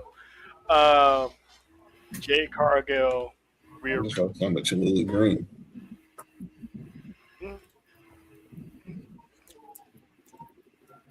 Jay Cargill. I'm sorry. Go ahead, Trail. Never mind. You never had no Cholula Green? Yeah. Jay Cargill. Vegas. Oh, I'm a mute. Talking about that Cholula Green. Oh, shout out to Booker T. But I'm over here talking about the other Cholula Green. My bad. I'm overstepping some of the boundaries here. Jay Cargill, Rhea Ripley. We all, at one point, automatically took Rhea, even Nessa reluctantly. But now the baddies are in the mix now. And I did say it changes the outcome prediction just a little bit. Mm-hmm. Does Rhea Ripley still get the job done? No. No.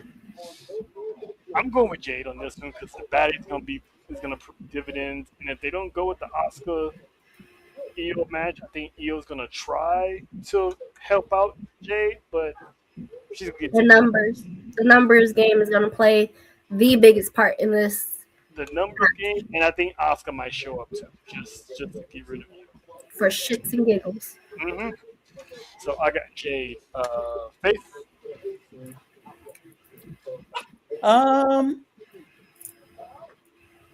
If a certain someone returns, I'm going with Rhea, but right now I'm going with Jade.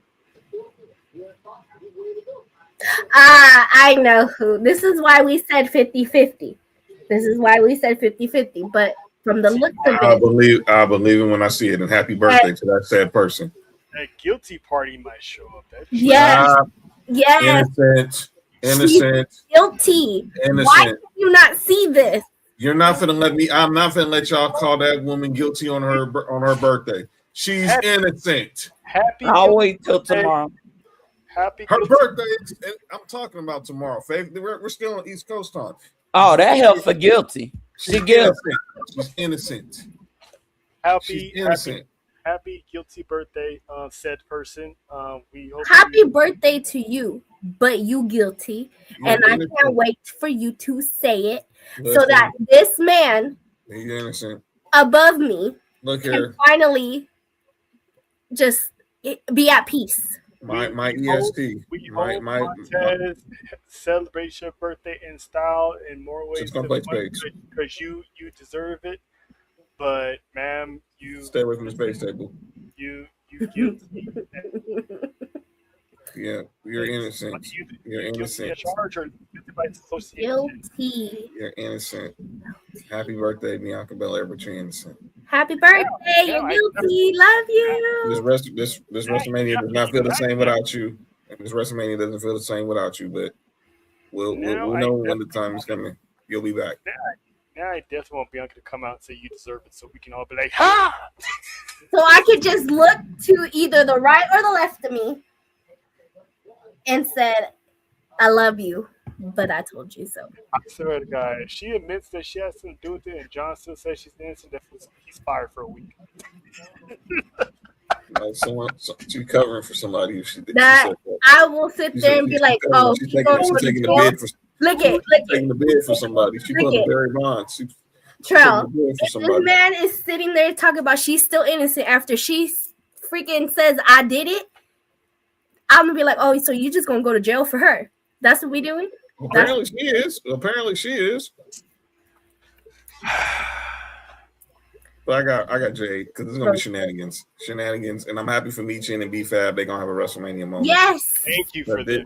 But this is gonna be shenanigans on top of shenanigans because Jade needs this because she's not beating Rhea Ripley straight up, and we saw. And I go find some of them clips from the Joe Budden podcast. It was very candid and. And like I said to Sami Zayn, embrace wearing the black hat. She does. She embraced that black wig.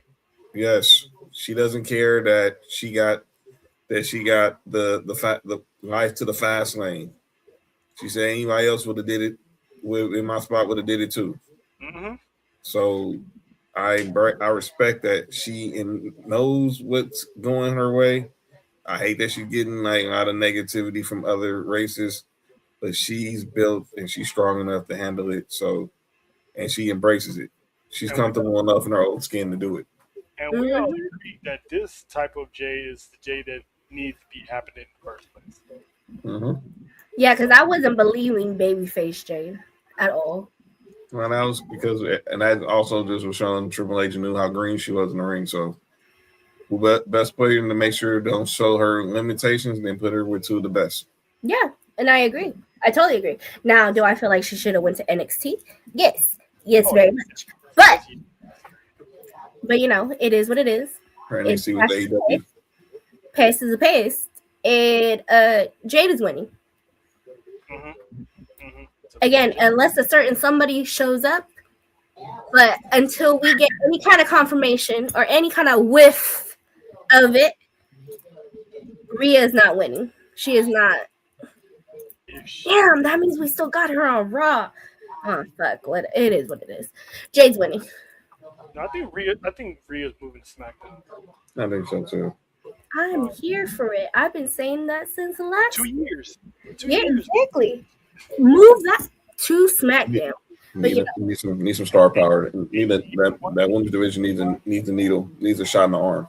You know why is that? She don't watch SmackDown. I watch SmackDown. That's called the less time she sees Jade Rhea on her TV, the better. So Don't be telling my business like that. Ended. Next, Dominic Mysterio and the Demon Finn Balor. And some of the people, including the PT Jobbers, supposedly upset how WWE just announced that the Demon was coming out for Agreed. I agree. But here's the thing, though. Every time the Demon has come out, Finn has alluded to it ahead of time. Yes. And that's the thing, it's contradictory because Finn was on Cody's pod. He said he hates when they do it, but then don't allude to it. Mm-hmm. That makes the mystery better. But when you alluding to it, everybody can put two and two together. Who would say that video was his idea anyway? They probably said, okay, we're going to bring out the demon with the eye thing. He probably said, no, I don't want to, but he's not going to not have it, you know what I'm saying? Be like one of those people, the boys in the back who are disgruntled politic. He has to do his job. Yep. But like we were saying earlier before the show went on air, we don't know what kind of demon we get. I'm hoping this is a whole new demon that we're getting, because Roman killed that demon with that debacle of a championship match, and Vince McMahon put the burial on it when he lost the Edge. So I still got the demon Finn Balor, and I'm sorry, Nessa, even though you agreed when I said this the 1,000 times, I need Dominic Mysterio to get destroyed.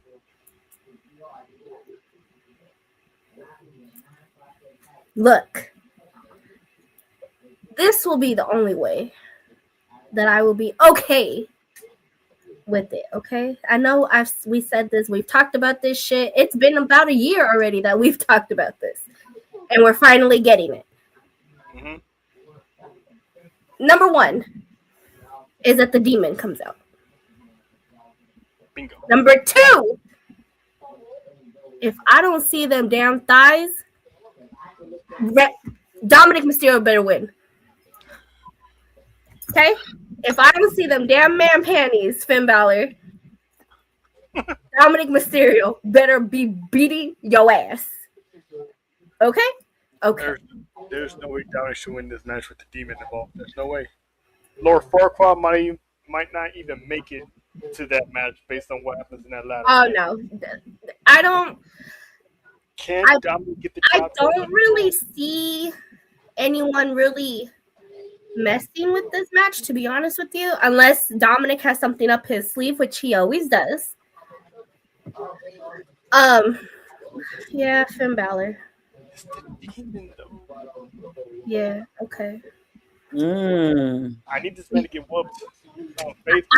You better free the demon, and I better get them man panties.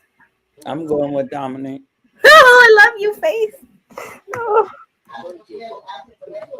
Ooh, this may be a good ass reason. Can you tell me why? Because again. Tell me why, Faith. Tell me why. That's a retarded gimmick. Number one, I don't think that this is the last match. I don't think so either. Number two, are we forgetting about? Well, JD's gonna be in a match, but don't act like we ain't seen people be in a match that was up first and still show up in other matches. The reason why I say that because we don't know what shape he's gonna be in after that ladder match. That's true. Oh, and I mean, who said Dominic don't get help from somebody else? That's not on Raw. Maybe he reaches out to somebody in AAA. We don't know. He ain't got no friends in AAA. If I see his son, Baby Vikingo. He ain't no friends. He don't have no friends. Offer him to show up at WrestleMania. He ain't got no one that likes him down there. I don't know. I just got a feeling it's gonna be Dom. I could be ass wrong, and it's the demon. Finn Balor said he hates doing the demon because he always loses. Well, that and the makeup. He said he hates sitting for the makeup. Faith, I love you and I love your optimism, and I'm totally here for it because my heart wants to say Dominic will not lose at WrestleMania. To be honest, Nessa, that's what I'm doing it for you, girl. I love you. I love you. So basically, sticking fit. Got it. John. I smell more shenanigans, but it's gonna backfire in Dominic's face. He's gonna feel the wrath of the demon, no matter what type of ring apparel he has on. At least Faith loves me. I expect Finn Balor to get the W, and everyone will be celebrating the rebirth of the demon for one night only. Yeah, no, we won't. They can still run it back, but at that time it's gonna be regular Finn versus Dominic. They run it back. Right. But for WrestleMania, the demon finally needs to get his first win. His second win, actually. Jojo, are you picking Dominic too? That'd be the only way I'll say it. The only time Finn Balor's demon got a victory was when he won the Universal Championship and didn't have to. And then he relinquished it. That was the only victory he's ever gotten. Ever since then, he's been nothing but L's. I really just feel like I really just wanted it to be more, and I wanted Finn to win a title, which is why I wanted this match, which is why I wanted this. Exactly. I thought it was going to be for the Intercontinental Championship. Yes. What if They can last spend- minute they had the AAA Mega Championship to be defended at Mania? And El Grande Americano's gonna screw. Yeah, Dom. he'll screw Dom for it. He wants to make sure that he gets his shot before Man, you tell me Dom. Finn Balor's going to go to AAA with the Mega Championship. That would be dope. I mean, they doing it with the Intercontinental. Mm-hmm. But who's the champion? Penta. There you go. Dom's the champion of the AAA. And Dom's Mexican too. Jojo said Dom. I love you, Jojo.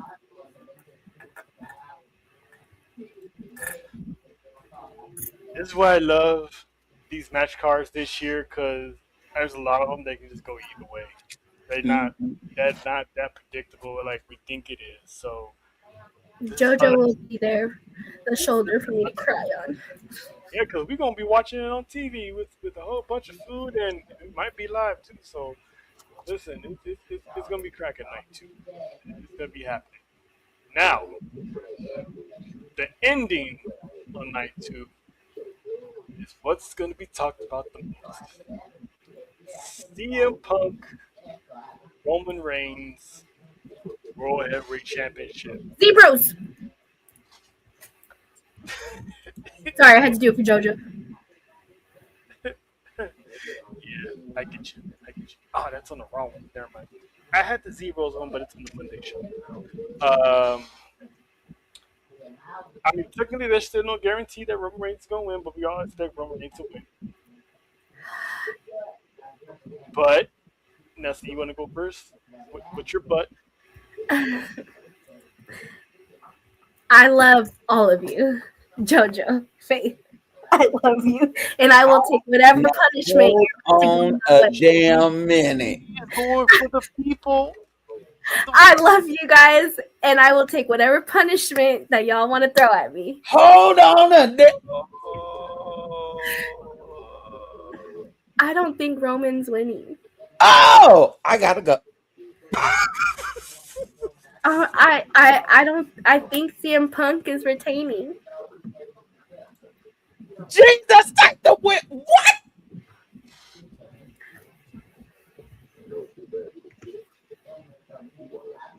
Oh, don't hide now. I gotta hide. I gotta go to witness protection program. Jojo, check your text messages and I love you guys. I love you. Wait, I got it. This is on behalf of JoJo.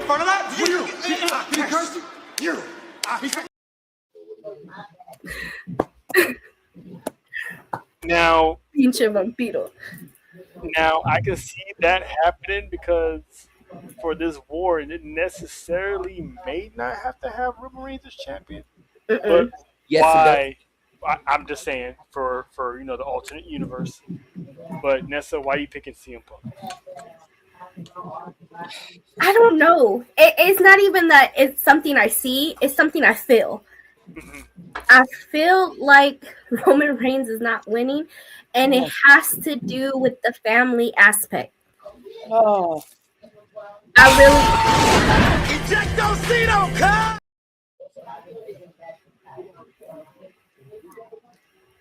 Continue. Sorry. I could be so wrong, but it's just something that I feel. I don't think Roman's taking the W. I don't. I never thought I would do this. for this one, but Boy, if you don't get the fuck out my face. Damn. I got hit with everything today. Yeah. I don't know what it is. I just I mean, you got to think of it's one of those that you at the same time once you put it in your head that might happen, it's a good chance that they might swerve us all. yeah, and I don't again, it's like what we said, unpredictability. It is the easiest thing for us to think right now is that Roman Reigns is taking this shit because it's Roman Reigns. Oh God.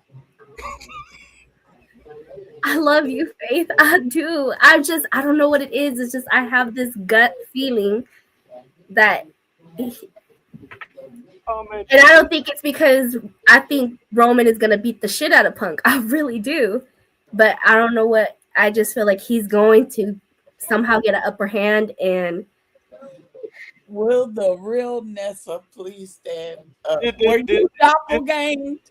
Did this start with Dance Collective? Oh, Jesus.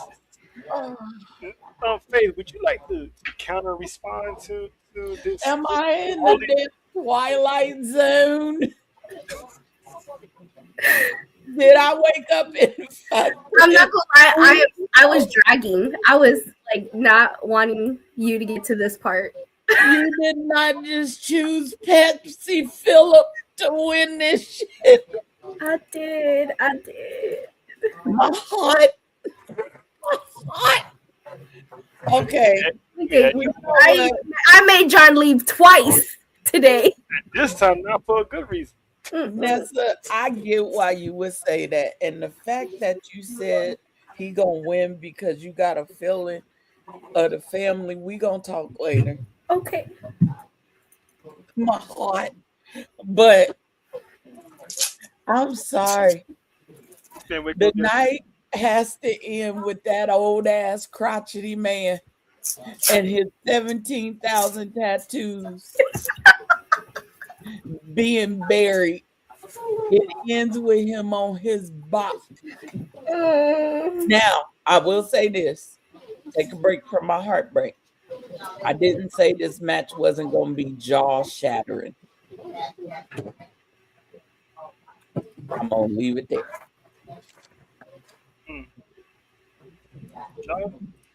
I get where you coming from. That's back to my heartbreak.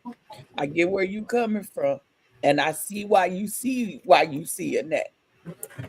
But that man gotta die. Okay.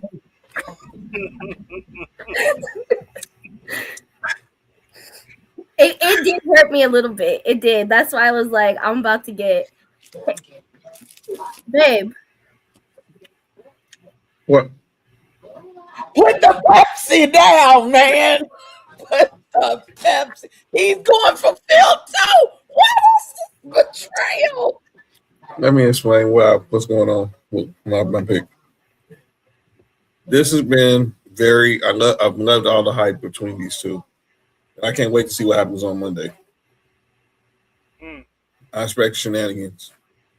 Usos are going to rest up. They're going to get healed from Saturday. And they're going to be ready if Roman needs them. Punk, he don't usually bring insurance. But I guarantee he'll be ready.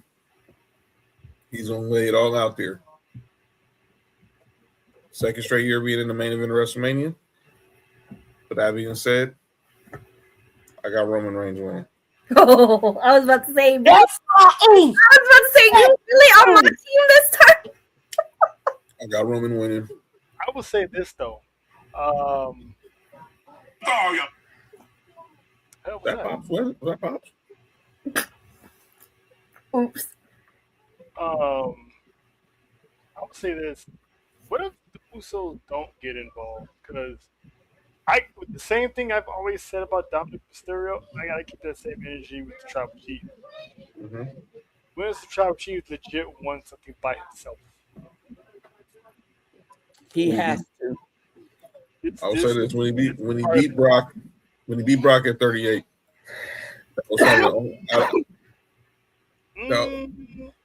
there was no interference when he beat Brock at 38. That was the only one. Okay. He has to win this by This is his himself. arc, though. This is his arc. He told the Usos last year when he said he wanted to see them till Christmas that he needed to do this on his own. There was only one way this was going to work. He has to lead by example. He has to do this by himself. Now, shenanigans can happen afterwards. Cool. The only way I see the Usos get involved is someone gets involved on CM Punk's behalf first, Or maybe it's not even the Usos. or somebody. If Roman does not do this by himself, okay. Family's gonna lose faith in him if he doesn't. Okay, thank you, Trail. Thank you. If he doesn't do this and they have chosen Roman, I said this, what was it, a week ago, 2 weeks ago, maybe, Trail, I was on. Mm-hmm. If Roman doesn't do this by himself, if the Usos interference somehow cost him, it's gonna mess up the whole storyline of this war. Roman has to do this by himself. Win or lose, he has to do it by himself. The family has chosen him for something. And it's going to be that draws out an important member of this war storyline. You can't have somebody fight your battles and call yourself paramount. You just can't do it. And this is a different Roman Reigns too. Totally different. Look how he's dressing. Look at his mannerisms. Look how he's trying not to lose control of his emotions. This man's gonna be a killer. But that old ass man gotta die that night. I'm sorry. Man.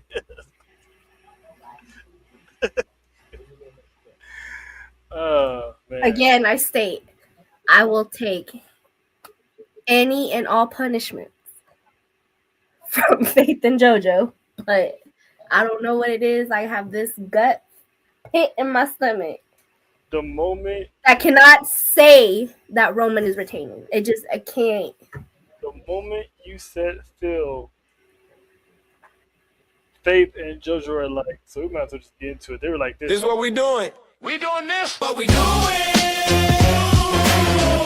I made this song. You like it or what? How about new? How about no? So I was the segue. Yeah, shout out to you. Let's go there. Let's go there. I tonight I don't have. This is what we're doing. So I'm gonna leave this to John because I kind of mentioned it on Monday. So John, if you want to just go ahead and capitalize and finish off that segue there. Yes, sir. So Friday, it came out that Jay Cargill was a guest on the Joe Budden podcast. It was not a clips that circulated from that interview, but there was one in particular that made me question Joe Budden. So Joe Budden, as he's sitting there with Jay Cargill, and he wants to show us that he's how deep his wrestling bag is, and music-wise, as far as knowing themes. Plays the one theme you probably shouldn't play around a black person right now, especially a black person in wrestling. Dumbass. Anybody know what he played? Well, I know Troll knows what he played. Clearly, Fake knows what he played. So, baby, you don't know what he played? Dun, dun, dun. I can't even remember the beat to this stupid song, but I know it. I am a real American. I didn't want to say the words. I was trying to just hit the beat. I wasn't doing the words either. John hit the words. I was just trying to do the beat. That's what I'm saying. I didn't want to hit the played words. Hulk Hogan's theme song in front of Jay Cargill. And Jay Cargill was like, "Don't play that. Play some Booker T." You know, even his Joe's co-host was like, "You know Harlem Heat or anything?" Like, dude, like what are we doing here, Joe? Oh, sell out ass. Joe, come on, man. Corporate What are we doing, dude? Let your people vouch for you for your lyrics as a part of Slaughterhouse, and yeah, nah, that I might do. If you show up to Mania, just be prepared to be booed. If you show up to Vegas, prepare to be booed. That's the worst impression. Here's my take on this, because even when he passed away and people were being monumentally disrespectful, I understood it, right? I get it. Yeah. But for the fans, you also can't, like, you can't sit there and tell somebody that you can't be a fan of somebody, right? Right. So he is part of WWE history. And John has said it multiple times. I want to wear this shirt, but I just can't. Because it's part of history, but you also feel some kind of way about it. I want to wear a Rock Hogan shirt from 18. I can't. Hogan and Andre are going in as the immortal moment. That moment extended pop culture. Mm-hmm. I can't. Who else is going into Hall of Fame this year? AJ Styles, Stephanie McMahon. No. Connected to. Oh, Dennis Rodman. Exactly. I want to wear like some NWO. Like I could find. Now, luckily, I could find some Dennis Rodman NWO stuff from like Bash at the Beach.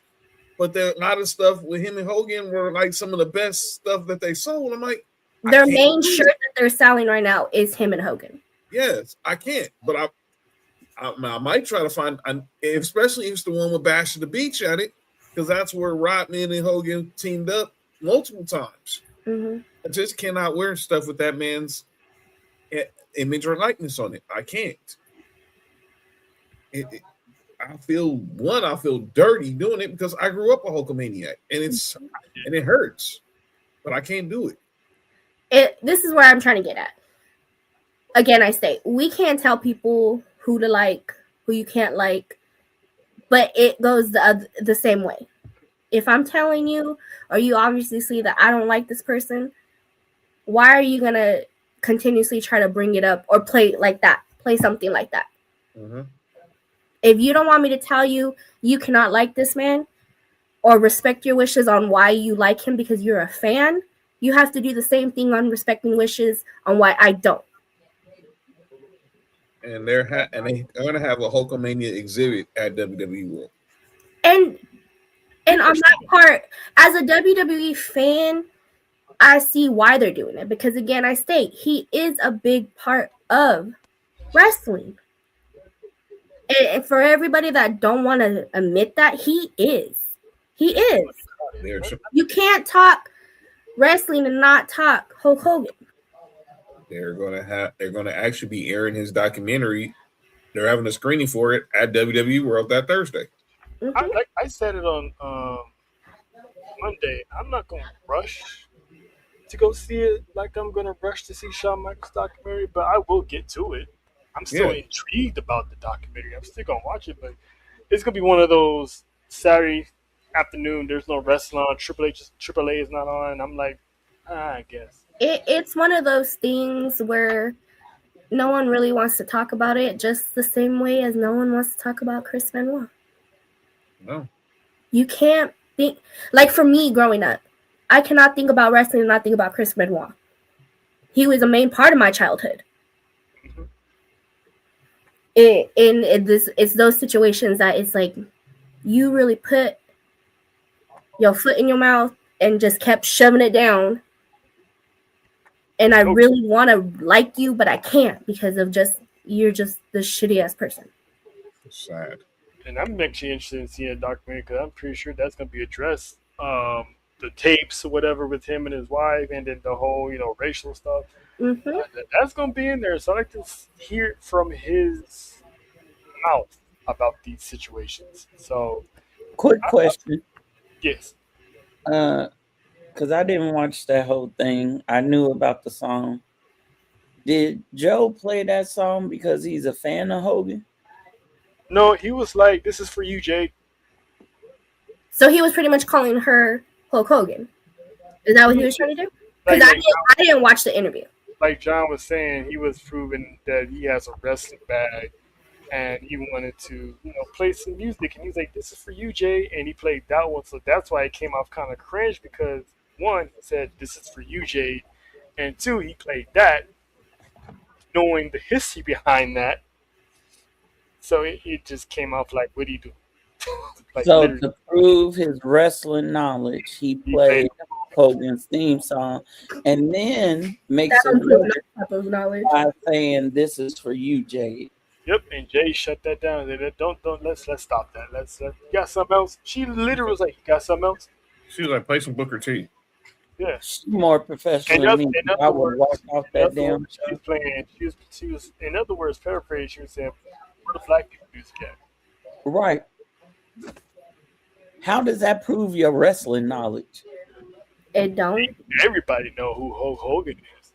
It don't. That's great. There you go, Faith. I sent it to you. I sent it to you the message so you can see. It was. I mean, and let me be clear. I don't watch Joe's podcast. I don't subscribe to it, but I mean, you ain't got to watch it to see all the clips that go viral on there. Yeah. Joe's has one of the biggest podcasts in the world, but this was not a good look for him. Mm-hmm. Like I said, if he pulls up the Mania, he needs to be prepared to be booed. Definitely. He's not gonna get booed by black people. Yep. Faith, you got anything you want to call out before we go to the acknowledgement? Show do. Uh-oh. Show do. Shoot. Nessa. Oh boy. You was in trouble. Ooh, using trouble. I can take it. No, I can't. Don't do it. You know what? I'm gonna cry about it after we get off this. I'm gonna run to my bedroom and cry a little bit. She gonna cry in the car. Crying in bed with a wood follow. I'm gonna cry while I kick an empty Pepsi can. I'm gonna cry. Hey man, do not disrespect the brand like that. I would gladly kick a Pepsi can for you. Oh no, I have something I want you to do. I'll even crush it. I got something I want you to do to redeem yourself. When y'all go to Wrestlemania, there's a certain shirt I need you to wear. Oh shit! You better not say it. There better be two names that better not come out your mouth. All I'm gonna say is, please tell me you can look but you can't touch. All I'm gonna say is, you are cursed. You gotta put on a Danhausen t-shirt. You know what? Just for you, Faith, I will buy a Danhausen shirt and I will wear it for you. I will even take pictures in it. Faith, I'm not gonna lie to you. You can't let her off easy because she low key likes Danhausen. Shut the fuck up, Trill. No, F that. You did that to me. Nah, F that. No. Does she? Yeah, she low key. Remember she said earlier, like, as long as he curses Becky Lynch, the Bella Twins. Oh no, I didn't say Becky Lynch. I just said the Bella Twins. As long as he does 2 years of curses, we straight. But we still got problems because Dominic is technically still cursed. All that. Remember she said he's funny as hell. She still got problems with Rhea. Yep. Somebody about to be singing. This is not brutality. And JoJo's gonna be in the building too. Oh, there it is. Wait a minute, don't you got a meet and greet? We got a few. Oh fuck my life. Thursday they're meeting Damian Priest. Thursday they're meeting Damian Priest. We're reassuring Damian Priest. Friday. JoJo John, shut up, John. John. Ooh, wait a minute. And we there's a Raquel meet and greet too, so just to rub it in, you can wear a Rhea shirt. Friday, I'm going to see Joe Hendry, but me and Nessa are going to go see Trish Stratus. And I have a specific shirt for that meet and greet. Rhea, Ripley merch. I'll wear that bitch on Thursday. Look, JoJo gonna help you out. Faith, you should say Nikki Bella, but it's okay. I'll now hold on. I wouldn't take it that far. That's across the line.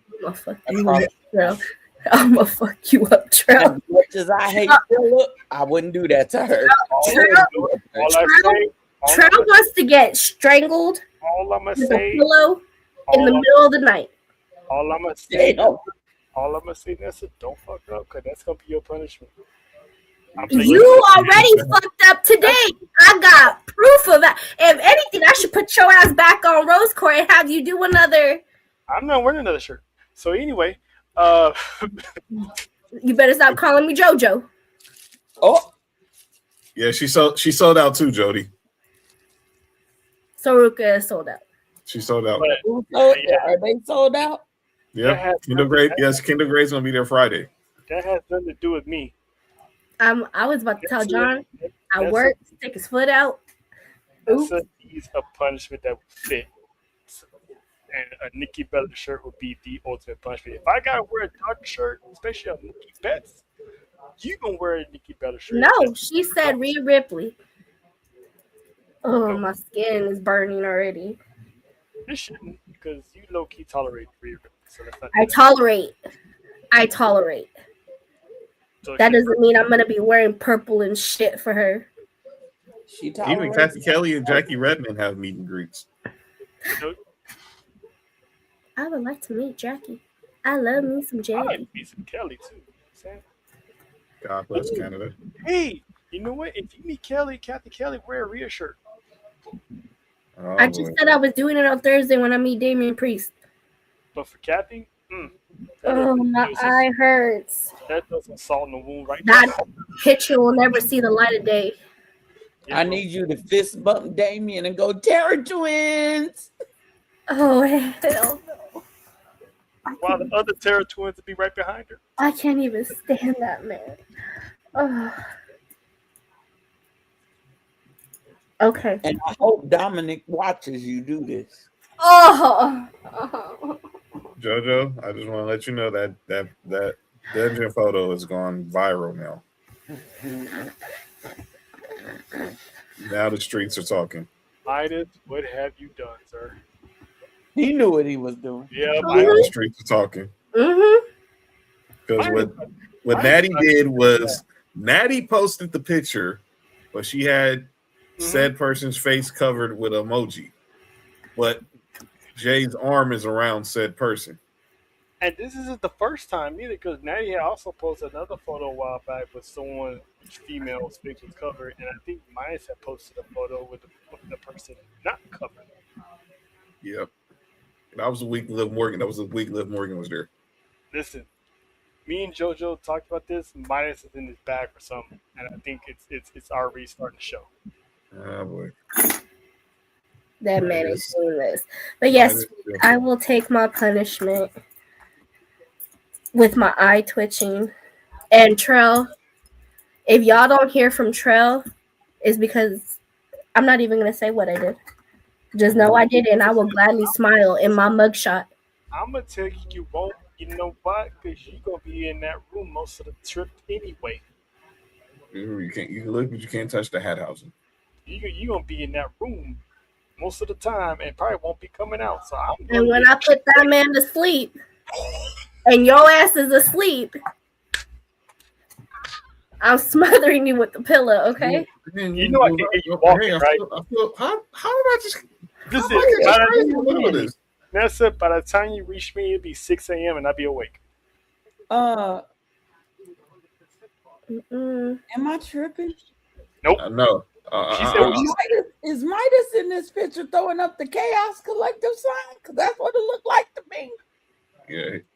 Yes. Midas is Team Chaos Collective. Yes, he is. Shout out. And by the way, y'all, Jay meant to do that. He meant to do that. Of course he did. Of course he did. Let's go back to this. All right. So now let's get to weed knowledge. Man. Yeah, I want to personally acknowledge a few people. These guys are we don't know them personally, but they are brothers in the podcasting world. They are fellow Texans of me, JoJo, and Nessa. I want to shout out Dub and Ross Mm. from In the Clutch because Raw was in their city, and I've seen these guys from the beginning almost to where they are. They hustled, they grind, they work their way to where they are now. Uh, it gives podcasting like us confirming that they can make it. We for sure gonna make it ourselves because they work their way up in the podcast world. They're good friends with Mark Henry. They're good friends with Booker T. They have, they've been on theirs. They've been on. I think they've been on Busted Open, if I'm not mistaken, with Mark They Henry. did. They did. So those two guys are doing big things.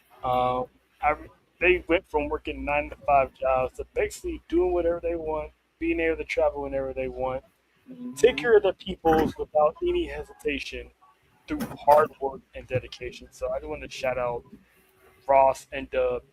Y'all go subscribe to In the Clutch because not only do they do wrestling content, they do reactions, they do gaming on their Twitch channels as well. Those guys are pretty much trendsetters, and they're one of the reasons why I wanted to do wrestling podcasting content and all that stuff. So shout out to the boys. Shout out to them. They do Bible studies too, by the way. On Wednesdays. And shout out to Dub going to look for Brock Lesnar after the show. Right, he was cruising the street just looking like he got all you needed was the Boys in the Hood saxophone when Trey was in the back seat. He hate that man with a passion. He does, all because he beat The Rock. That's a childhood passion he hates. So shout out to those boys because they're gonna be Texas legends if they're not already. They do a big thing to the Star State, so shout out to them. John, you got anybody? Yeah, I should just put it in on the overlay. Obviously, Saturday we did our watch along for Stand and Deliver. So I gotta acknowledge the two new champions to hopefully lead the next season into NXT. Lola Vice, your new NXT Women's Champion. Tony D'Angelo, your new Lola Dose Straps, and Tony D'Angelo, your new NXT champion, first ever NXT Grand Slam champion. Mm-hmm. Lola Vice, the first Cuban-born American to win a title in all of WWE history.